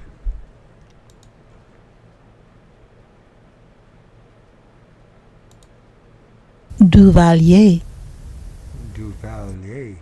That's right. I don't know why these French. Damn French. Why can't they just spell it like the rest of English? Why can't they make it the slave language? Gosh. Duvalier. Where does the freaking R go? It's Duvalier. Duvalier. What the fuck? Anyways, Papa Doc Duvalier, the late president of Haiti, maintained power by fostering the belief that he directly controlled the voodoo elementals. Witch doctors in Africa and juju practitioners, I guess you pronounce it juju, in South America, are also credited with the ability to summon up ultra-terrestrials and put them to work. Juju. But the process works in reverse too, with entities controlling their masters. The literature on secret society describes many materializations of fearsome demons who frequently gave out orders directing the occultists to commit acts of murder and political subversion. To disobey meant death either at the hands of fellow members or the entity itself. Thus, the ultra-terrestrials are presumably able to guide and control human events through evil men's lusting for power. A young Jordanian in California, Sirhan,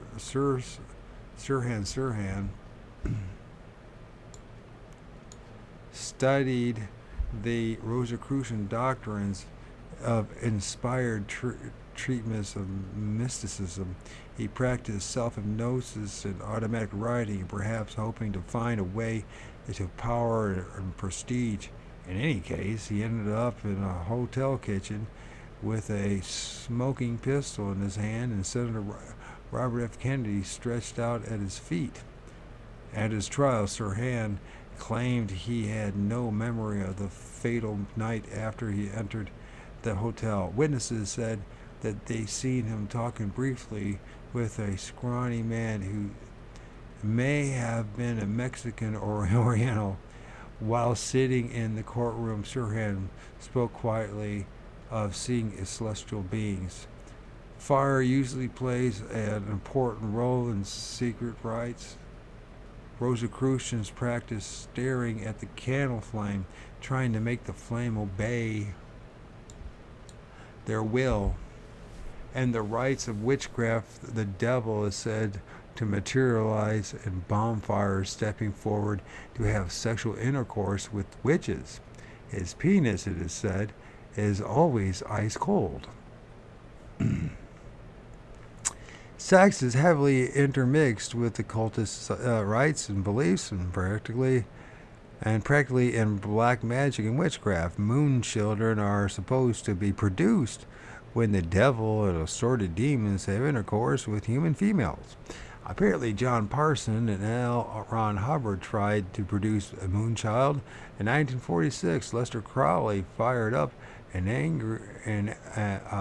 angry letter to the head of the American magic cult, saying Parsons or Hubbard or somebody is producing a moon child. I get fairly frantic when I contemplate the idiocy of these loots. According to legend, moon children grow into exceptionally evil adults with extraordinary powers. This does not apply, of course, to astrological moon children born under the sign of Cancer. It's June 22 through July 22. And UFO lore, there exist several reports of different parts of the world describing how young men were taken aboard flying saucers and invited to have sexual intercourse with blonde space women with long fingers and oriental features. This appears to be a variation of the moonchild and succubus phenomena so well known in religious and occult lore. The reverse of this is the equally well-known incubus or demon lover who forces his attention to sleeping females. There are UFO cases of this also. A California school teacher, Cordella Donovan, claims that in 1966, of course, she met a man in a long white robe who kidnapped her in a black Cadillac and gassed her. When she awoke, she was aboard a flying saucer where she was raped by a well-endowed spaceman. There are innumerable rumors of the space babies being born in England, Australia, South America, Mexico, and the United States. Such stories have had great impact on some UFO cultists who fear that the flying saucer fiends are engaged in a massive biological experiment, creating a hybrid race which will eventually take over the Earth. Theologians, psychiatrists have been trying to cope with the incubus-succubus phenomena for years, but no reasonable medical or psychological explanation has been developed. Many cases have been found in the psychiatric and occult literature. Author Brand Steiger cites dozens in his book Sex and the Supernatural Haunted Lovers.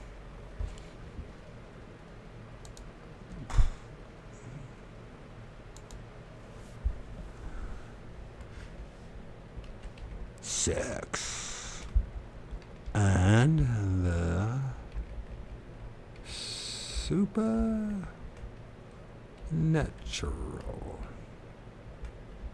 and haunt. Are these separate books? Oh, it is two books. And Haunted Lover. I should write this down, or the page, and come back to it, right? Like I said last time. Oh, well, I forgot.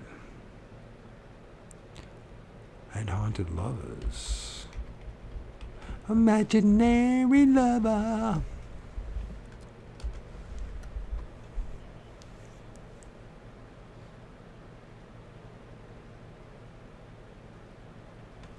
should write that down so I don't forget that page.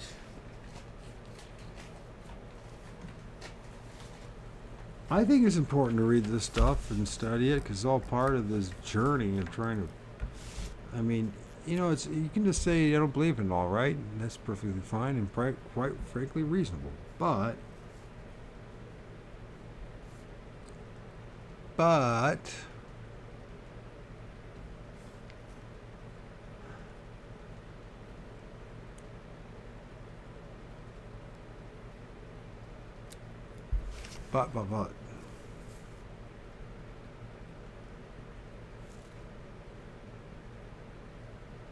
So it's sex and the supernatural.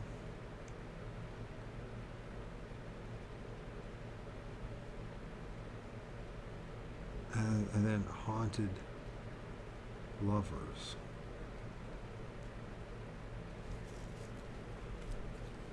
It's a wild journey. Anyways, next, long-fingered blonde elementals have intruded into every aspect of human existence, even including sex, male and female. Full details of her incredible story are related by John Hodgson, those sexy saucer people. Life is so mundane. What else would you want? Gotta have something. You might as well have sex with a saucer person, huh? So anyways, cultists have apparently been submitting their persons to these lascivious spirits for millennia. They came to us first with the flutter of angels' wings. Now they rape us aboard flying saucers. The game remains the same, only the outward of trappings have changed. Rites are to rouse the elementals have endured century after century. If they didn't work, they would have eventually been abandoned. Apparently, they do work for somebody, and those who have results write more forbidden books to precipitous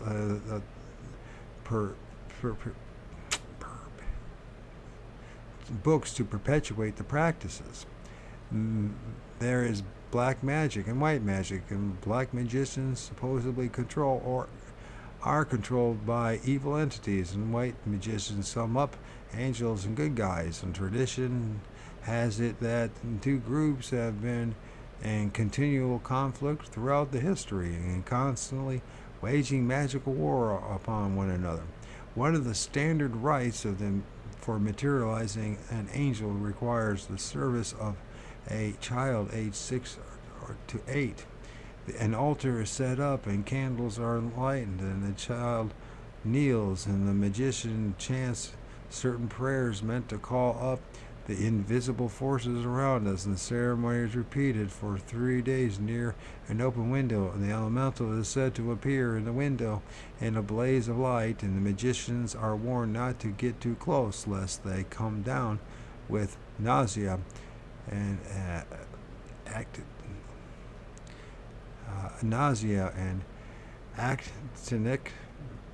actinic burns and other ailments identical to those reported by low-level UFO witnesses. The descriptions of the gods of the ancient world often include similar warnings. It was supposed to be dangerous, if not fatal, to look directly at a god, perhaps because some of these materializations are composed of pure electromagnetic energy and radiate massive doses of X-rays and gamma rays and ultraviolet rays. Such rays would produce the above medical effects. Conjunctivitis and inflammation of the eyes is a commonly observed effect among UFO witnesses. Both the literature of the secret societies and the more readily available general occult literature warn about the hazards of these practices.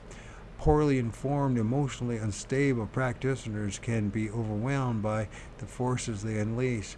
The blundering amateur wizard can become possessed or driven insane and experience elaborate hallucinations for extended periods. All kinds of weird manifestations can descend on them, ranging from poltergeists to violent physical attacks by invisible hands.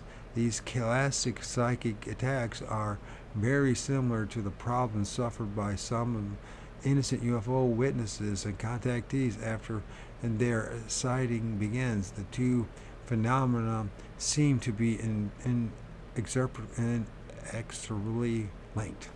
Modern science, with its obsession about the physical universe and the physical laws which run it, is only about 300 years old. 80% of all of scientists who have ever lived are living at this moment. Although in truth most of them are technologists and engineers rather than pure scientists. But there's a point minor to debate. Science was successfully suppressed throughout the Dark Ages and even into the 17th century. Remember Galileo.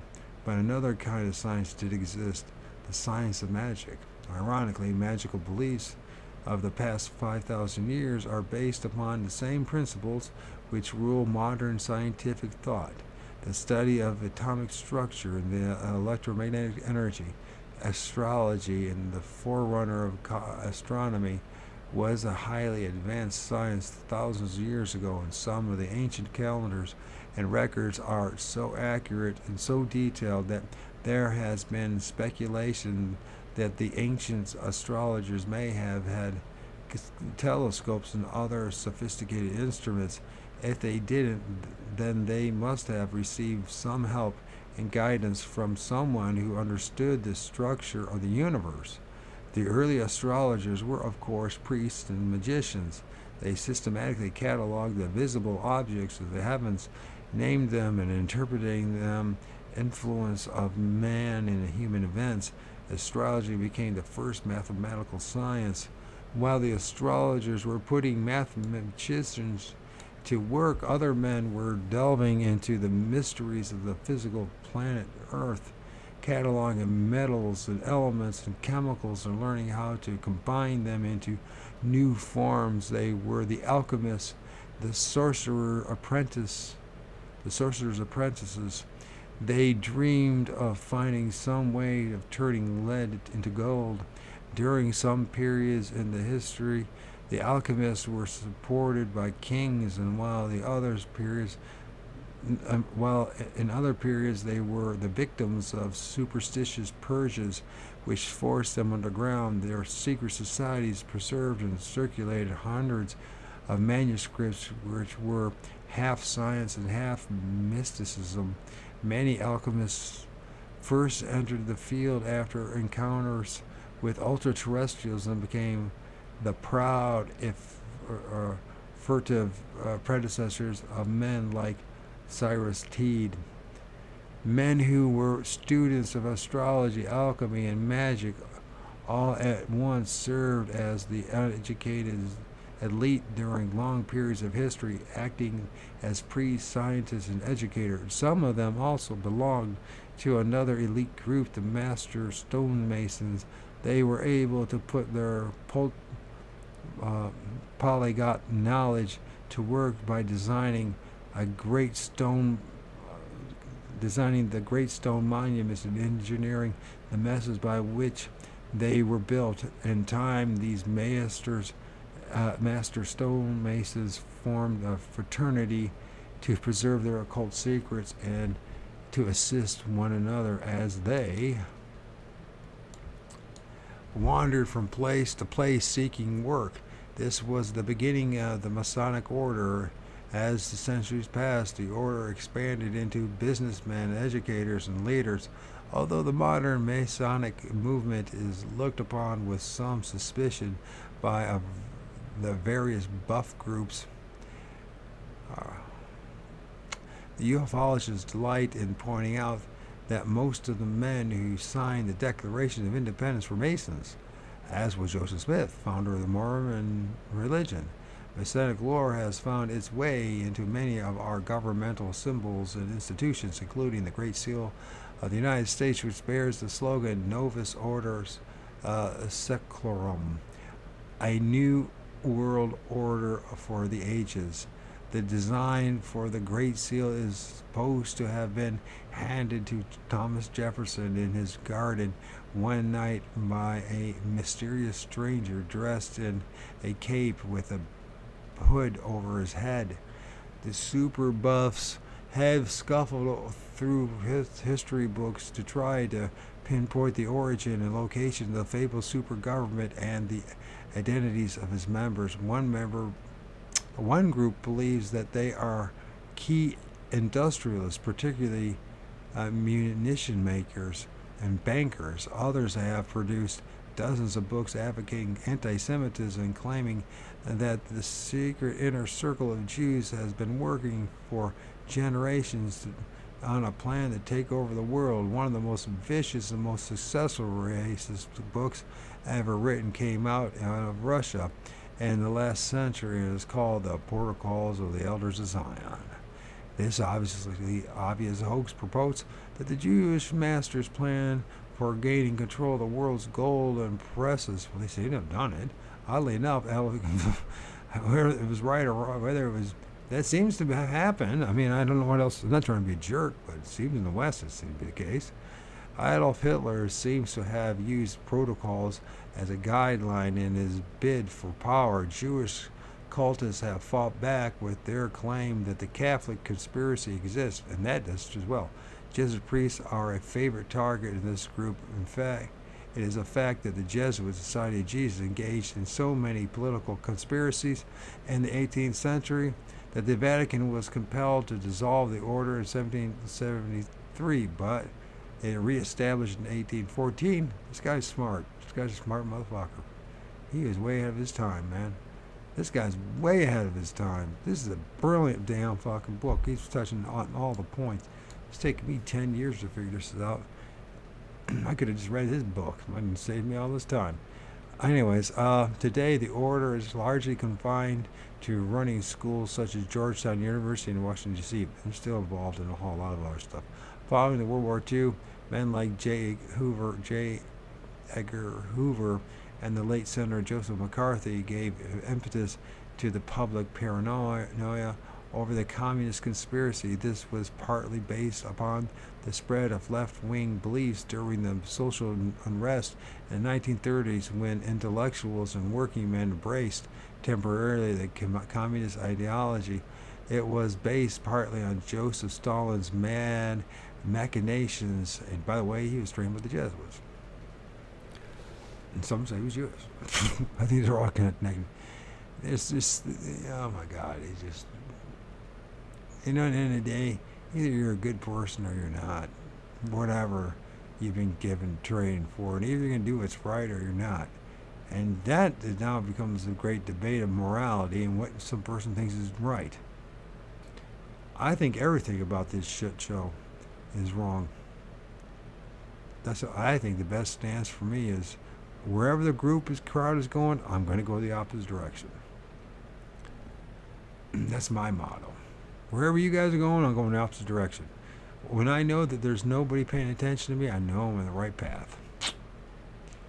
The gradual thaw that followed Stalin's death and the public revelations of his outrageous purges ultimately broke the Communist Party in the United States. The numerous organizations and buff groups that had been dedicated to combating the partly real and partly illusory communist threat began to flounder and look around for new cause.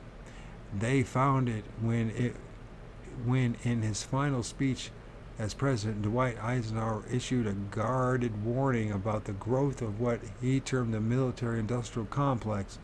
The assorted buff groups scurried back to the earlier literature on the super government. They extended Ike's warning to include religion and came up with the religious military-industrial conspiracy, which is true. a plot against humanity, which supposedly included the church, notably the Catholic Church, or it could be the whole Christian Church, or it could be other Abrahamic faiths, or it could be all the religions, because the Pentagon and the huge industries which were churning out weapons that have never been used. By the end of the 1960s, our social and political problems had generated a whole maze of new supposed conspiracies. The extreme right and the left wing found themselves in an absurd position of advocating the same beliefs and fears. Eventually, for sex education, the fluoridization of water became an issue within the concept of their beliefs. Now, this was written in 1971, and that's still that same thing for 50 years, still talking about it, and there's nothing new about it. So all these young bucks and the UFO channels talk about this stuff. It's still been going on. Nothing's changed. This is published in 1971, folks. As they stumbled out of the searching for, I'll tell you what, this book, I swear to God, must have influenced a ton of people, like David Icke. What's the one face? William Cooper. What's his name? Prison Planet dude. How can I forget his name? It doesn't really matter. And a host of everyone, including myself, by the way, and I didn't even know about this book until now. It's one of the best reads I have read in a long time. Simplistic, straight to the point with a nice bit of sarcasm. I like it. I like it. Anyways, everything from sex education to fluoridation of the water became an issue within the context of their beliefs as they stumbled about searching for new examples behind the universal madness of many of these groups, ranging from John Birch Society to your youth subcultures. The hippie movement rediscovered the Illuminati, and I never even heard of Illuminati 10 years ago, and people laugh about it, and it's real. The communist conspiracy was nearly forgotten for everyone, as everyone went after the Illuminati. And do the Illuminati even exist? It is very unlikely. It does exist, unfortunately. That's what he says, but in multiple forms, by the way, and just a general term for those who are part of the plutocracy of this Romanized empire that we seem to live under. It doesn't matter. And then you can call it Illuminati, you can call it the oligarchy, you can call it the plutocracy, you can call it, the plantation runners. We all know what's going on. And do the Illuminati even exist? It is very unlikely. The buff groups have confused some of the earlier secret societies with the process of mystical illumination. Illuminated individuals like water tend to seek their own level and associate with their own kind. Often they withdraw from society altogether. That's what I recommend. And ascetics of India being one example. There is another form of pseudo-illumination, however, which is actually a form of demonic possession and frequently produces religious fanaticism. A majority of all the political assassinations in history were committed by victims of this. John Wilkes Booth and his 9 fellow conspirators, and which, in the Roman Catholic Church, don't forget about that, and Jesuits, are prime examples, as were Leon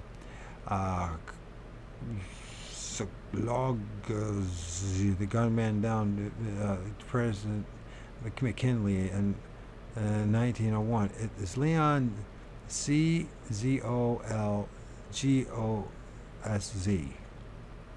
Zogel, I guess Zolgus. Leon Zolgus.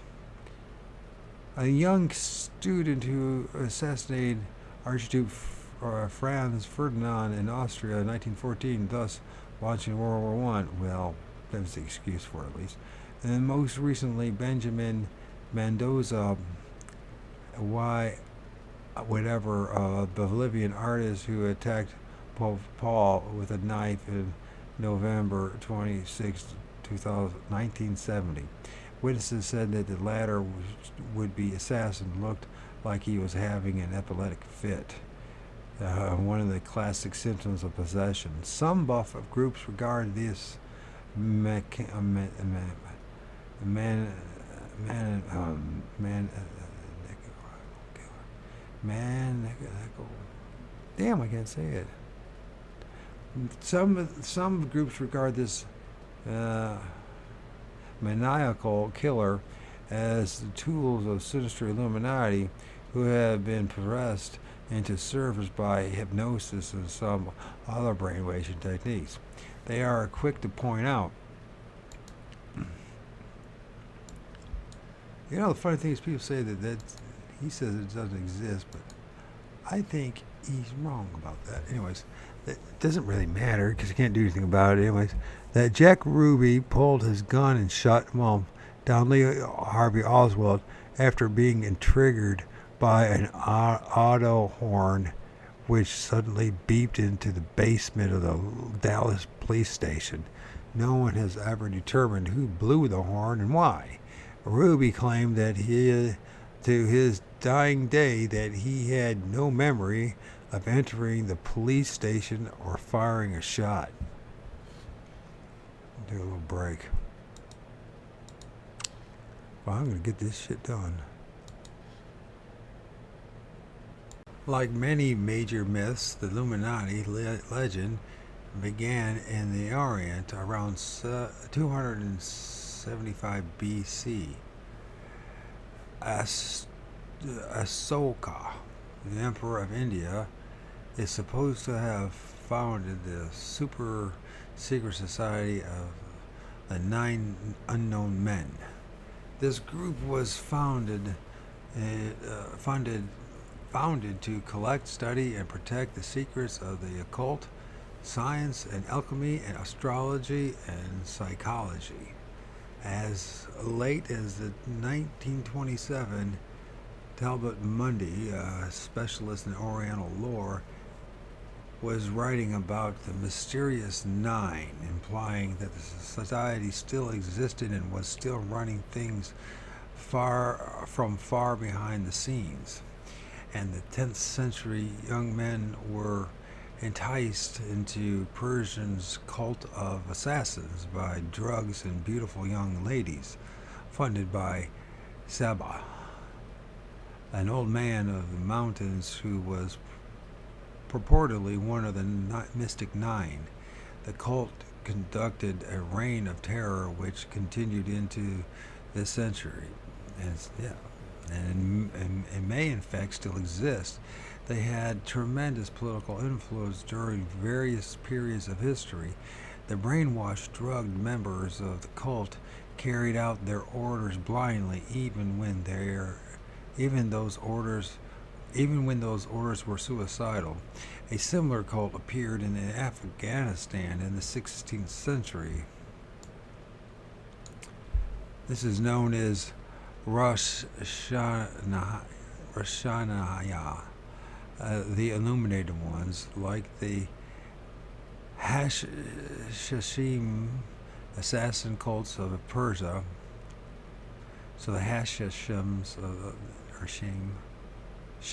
Hashashim assassins of cult of Persia, the Roshanaya, appears to have been inspired by a prophet in communication with the ultra-terrestrials. It began as a mystical order which quickly degenerated into a band of blind, drugged, mentally controlled murderers. They raised a lot of hell in Afghanistan for several generations, and their secret teaching spread into Europe. The Alumbrados, the illuminated ones of Spain, appeared around 1600 in France, and in France the Guernets, another branch of the Illuminati, caused some excitement in 1654.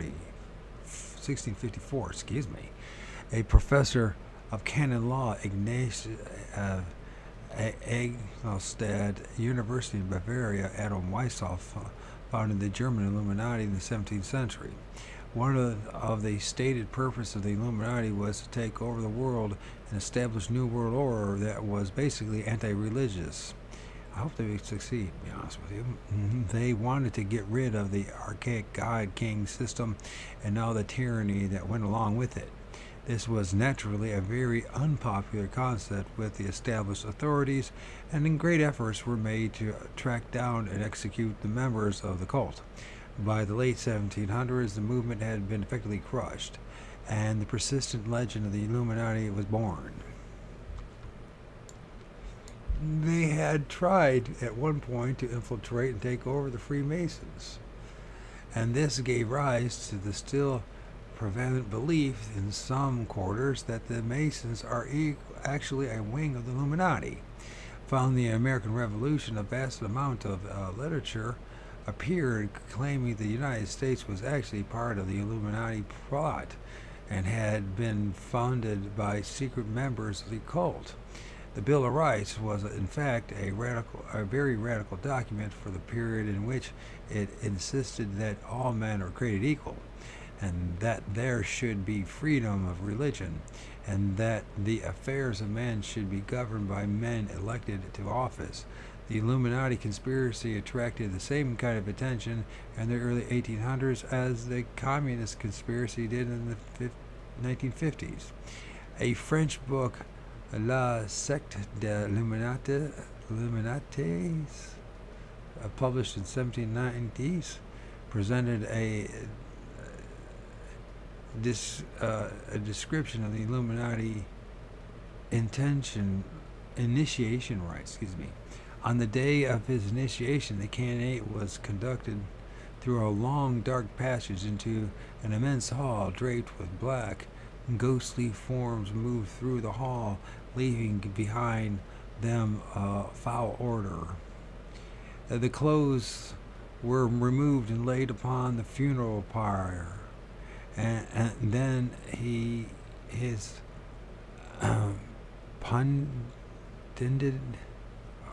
pudenda, his genitals were tied with a string.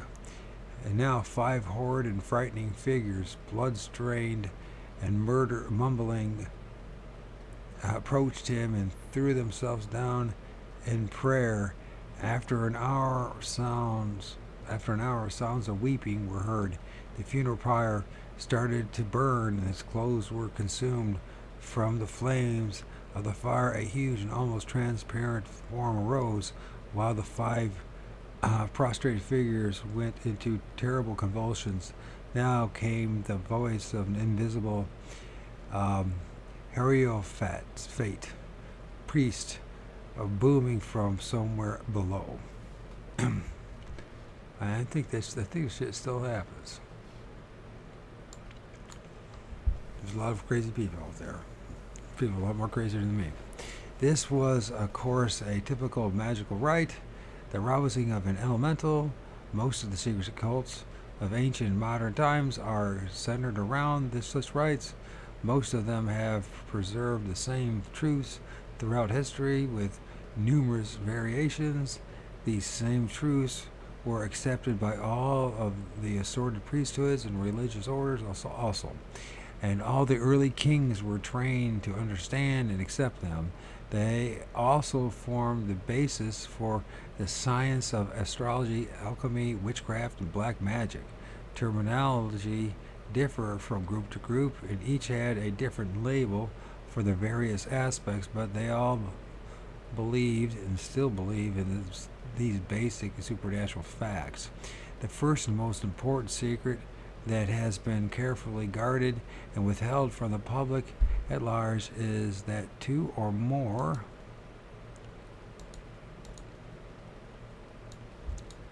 worlds exist, composed of different forms of matter but occupying the same space. Part of the teachings of all cults include elaborate definitions of these different forms of matter. When the nonsensical terms are translated into modern terminology, it is apparent that these teachings are concerned with advanced physics, nuclear energy, atomic structures, and things which have only recently been discovered by modern science. Electroenergy is also discussed at great lengths in terms of vibrations, and these materials This material can be easily translated into contemporary terms of wavelengths and frequencies. Ancient men knew that smashing the atom yielded pure energy. He knew that human eyes could only see a tiny portion of the electromagnetic spectrum, visible light, and he believed that the other worlds or realities exist beyond the limitations of his sight. And that is true, and we are discovering that through, of all things, digital cameras. Specters, an ancient word for ghostly apparitions, sprang from spectrum. Early peoples observed that these objects and entities were able to reflect or cast off light wavelengths from the entire visible spectrum, from the violet. I figured this out on my own. He's got to figure it out too. As anybody studies this, I couldn't find this to be the case. The spectrum of violet at one end to the red to the other. They knew they were seeing transmogrifications of electrical energy. Countless modern UFO reports describe these same color changes. UFOs often appear first as purplish blob and then descend into visible scales until they turn red, at which point they sometimes solidify into seemingly material objects. This process is fully explored in the ancient literatures. And dualism, particularly stressed in the Orient, separates the world of the mind from the world of the physical. It is believed that the human mind and the consciousness are merely a part of a larger universal mind, that with proper training and studying, we can learn to tap the universal mind on this simplest level. Of the masses try to do this with prayer. On a more esoteric level, the cults, it is taught that the mind can be made powerful enough to manipulate atomic energy and thus control the material world. One of the greatest secrets is that if the man can learn to visualize, say, a chair, he can form every atom of that chair in his imagination. He can actually cause a physical chair to materialize. Or working in reverse, he can dematerialize a physical object. Such thought forms even include animated entities. So the rites of magic are aimed at concentrating the energy of the human mind on a specific point in space, literally wishing a being to appear. In theory, the mind would be forcing electrical energy to assume visible and physical form. I think there's a lot of truth to this, by the way. And the infringement of the other worlds beyond the visible is the cornerstone of occult belief. The inhabitants of those other dimensions can supposedly manipulate energy much more easily than we can, and they can enter our dimensions or reality and assume temporary physical form. Some can do this on their own. Others require the assistance of human minds before they can materialize. The secret occults have happily supplied this service for thousands of years. Today, there is a worldwide revival of witchcraft. Some American high schools and colleges are even conducting courses in witchcraft. The ultra-terrestrials must be having a field day. Early man was quite convinced that these invisible worlds existed. This led him to the secret of ages, the belief that mankind was actually controlled by inhabitants of these other planes or dimensions. The modes of control became the chief concern of the cultists, magicians, and priesthoods. Political and religious structures were set up to facilitate the control. As we have already pointed out, Dr. Gordon Allen, an aerospace scientist, summarized a lifetime of study into these matters in his book Enigma Fantastica.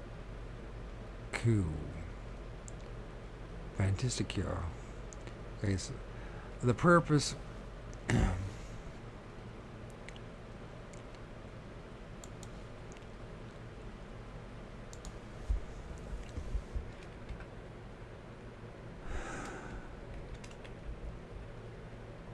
He's given us like all these little tidbits to go find out for yourself what you think about these things, you know.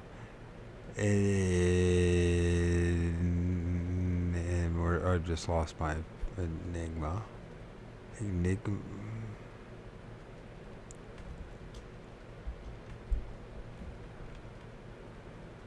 Fantastic.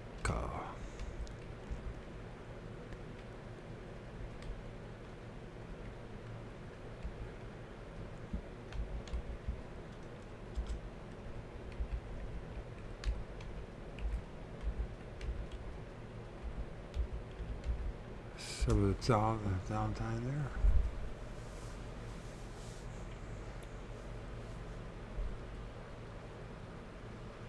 I wonder if you'll be able to get that one on. You're gonna have to buy that one. We'll get us a library.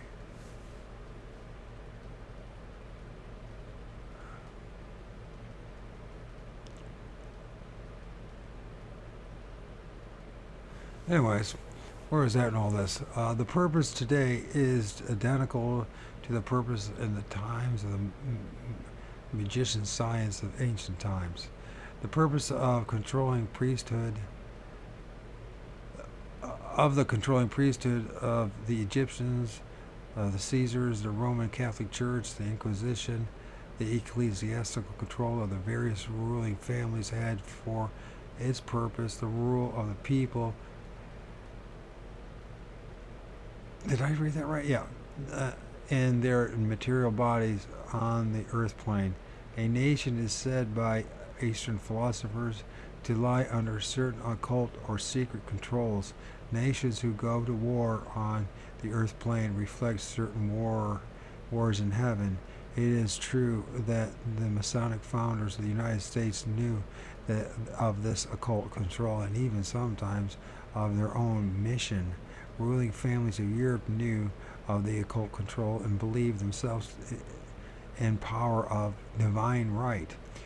But occult control was secret and not discussed by historians or political writers until the last few years, excuse me.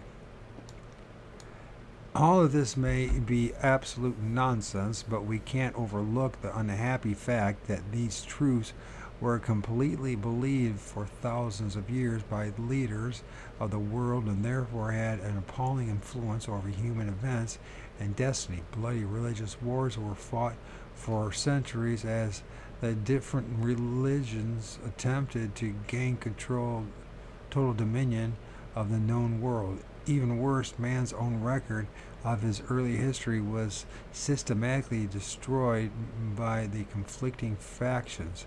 The Library of Alexander, Egypt, which housed thousands of years of history, was sacked and burned. The remnants of the early cultures were wantonly destroyed, and then we were given a new history generously dictated by the ultra-terrestrials, and we bogged down in the dark ages for 1,000 years. The human race quite willingly turned itself over to the ultra-terrestrials. It was not until the 19th century that we began to claw our way out of from under occult rule. In 1848, the whole world exploded. There was more than 50 major revolutions. Spiritualism was born that year in Wayne County, New York. Then two teenage girls, the Fox sisters, learned to communicate with a rapping poltergeist. The Communist Manifesto was published. Kings were dethroned. There were major political assassinations just as mysterious as the murder of President Kennedy. The first women's suffrage movement got underway in Seneca Falls, New York. The whole world was suddenly in upheaval. A host of brilliant inventors and scientists suddenly appeared simultaneously. The great institutional and scientific revolution got underway. Thomas Edison was born in 1847. Mankind hurled into a fantastic 100-year period that saw the rapid development of steamboats, railroads, airplanes, and finally atomic bomb. Social structures everywhere were suddenly revised. Ironically, the feared goals of the 17th century Illuminati have now become a reality to billions of people. Red China and the Soviet have gone to an extreme suppressing religion and carving out totalitarian states that appear to be steps towards robotizing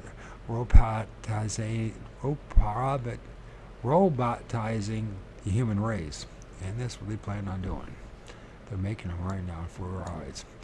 But the technical advances and the conflict of the political ideologies are insignificant when compared to the amazing revolution of the mind which has taken place almost unnoticed. In the past decade, the secret cults of the past have been replaced by eerie mysticism of the LSD cults and the hippie movement. Young people everywhere are turning to witchcraft and black magic and engaging in a sophisticated form of occultism which attempts to link their minds with the cosmic consciousness.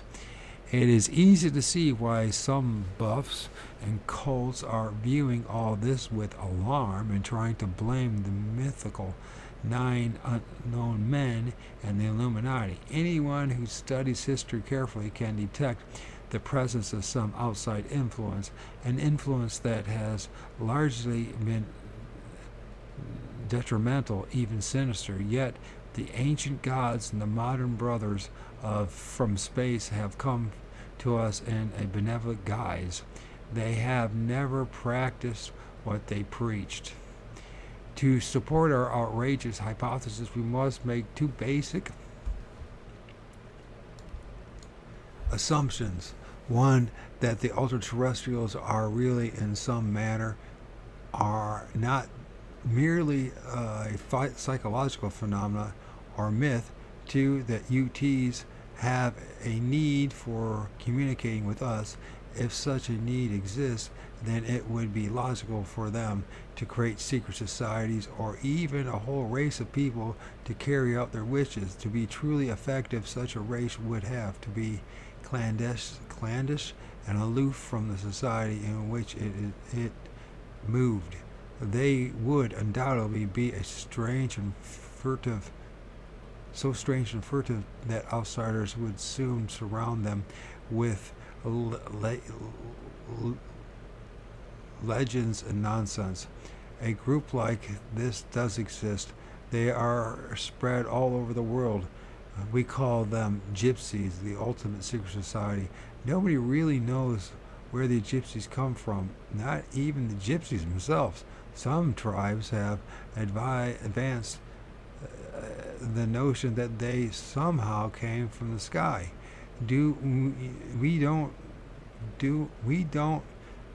We do know that no gypsies existed before their sudden appearance in Europe in the 14th century.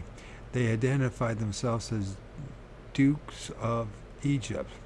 They quickly established themselves as remarkable magicians and clairvoyants and were regarded as a fulfillment of Ezekiel's prophecy. I shall scatter the Egyptians among the nations. Their talents for sorcery and fortune-telling led to the creation of a whole body of myth.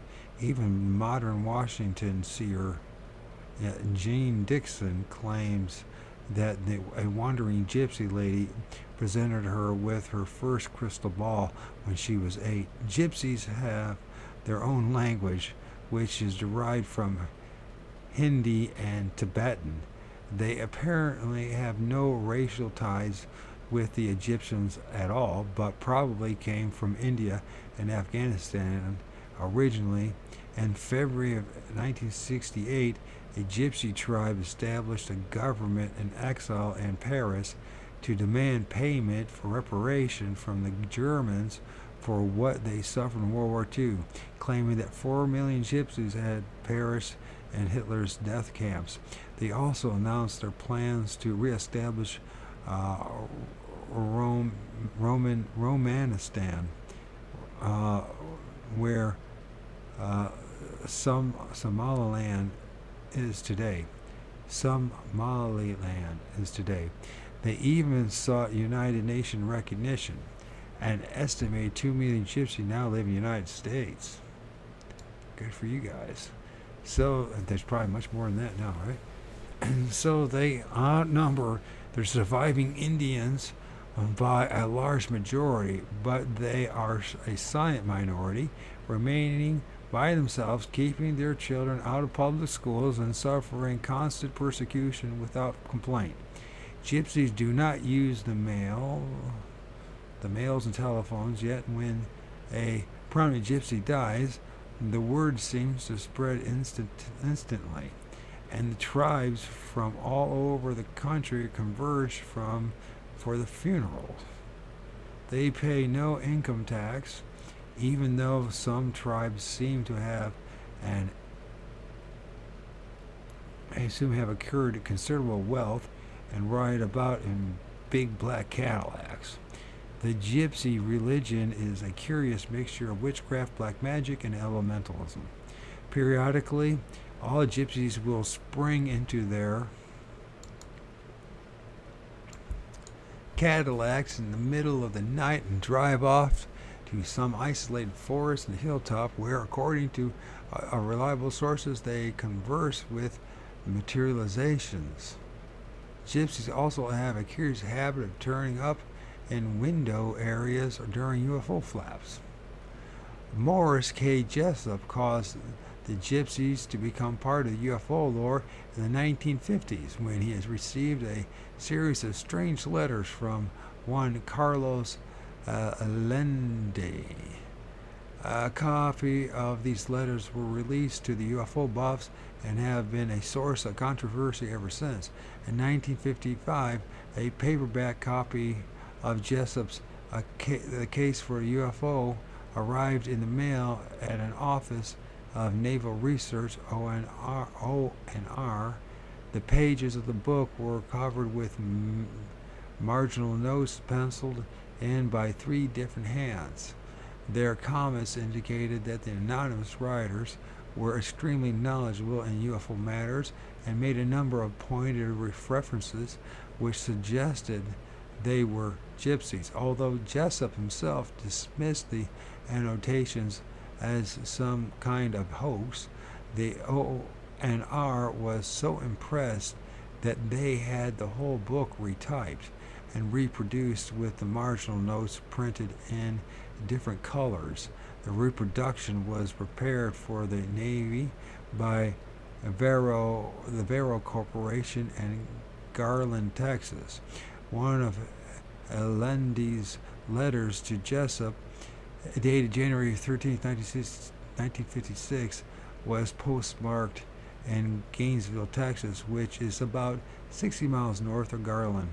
Only a few hundred copies of this Vero edition was printed, and they were carefully distributed to a select few within the Navy. Since it has always been almost unattainable, very few UFO buffs have ever seen this interesting document. The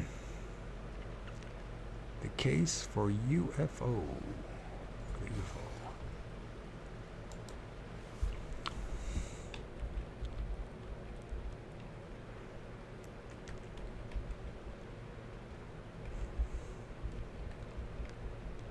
That's what I think was going on too.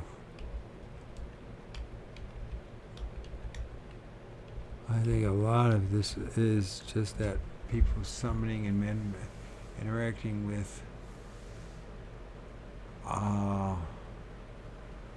elementals.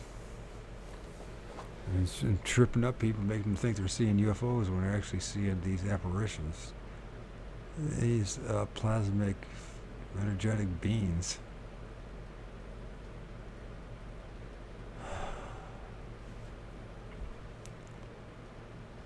Annotations discuss the Great Arc, which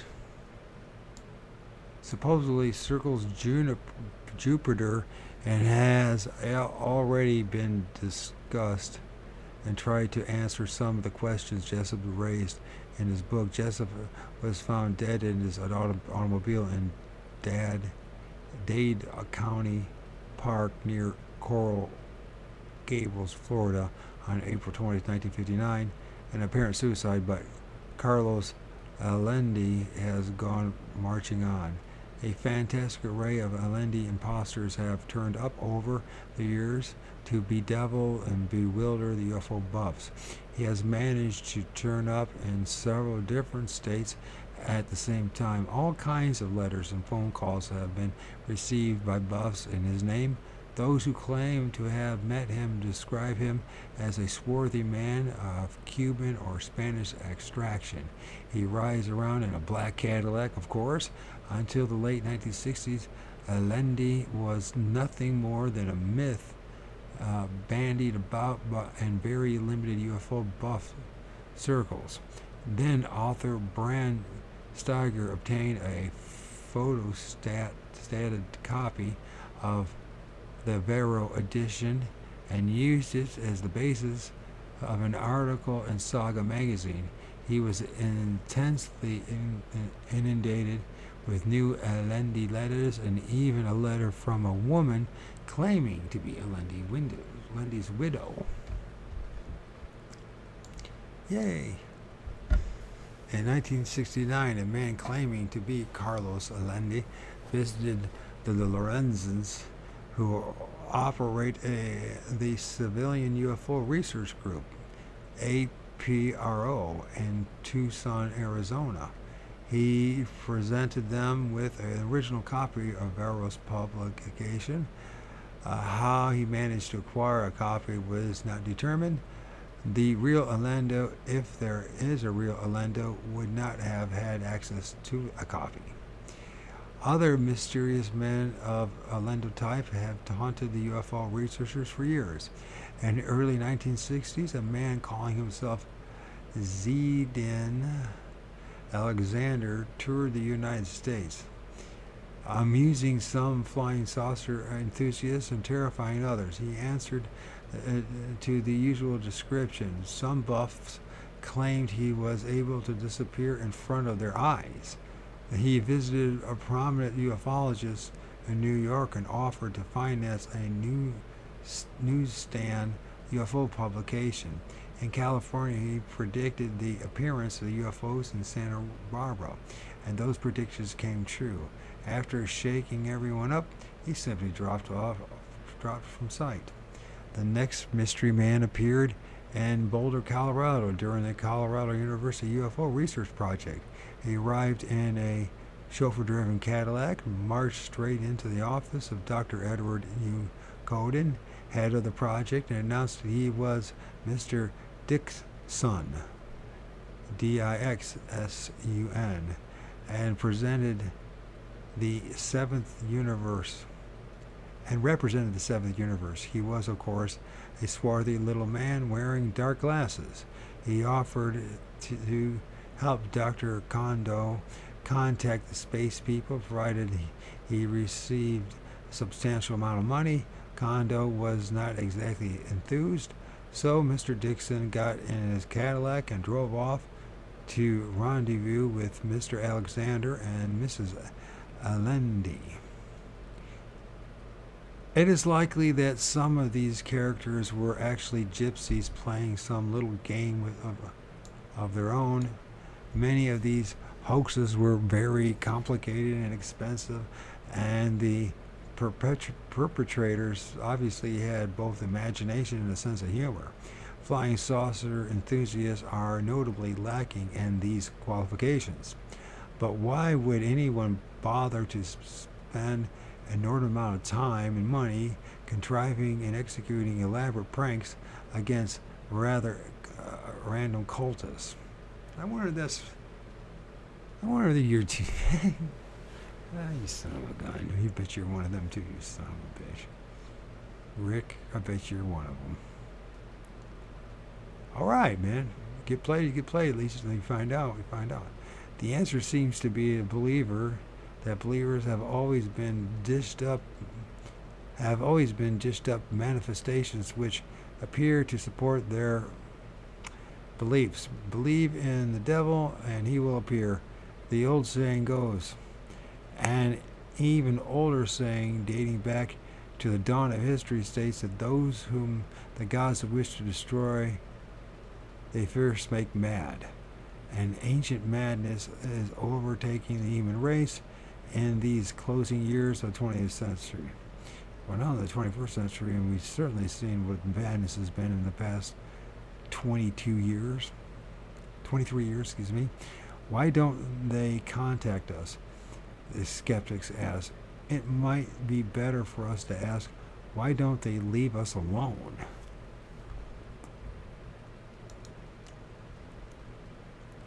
Oh shit. Part 3. Hello, Central. Give me a Ganymede.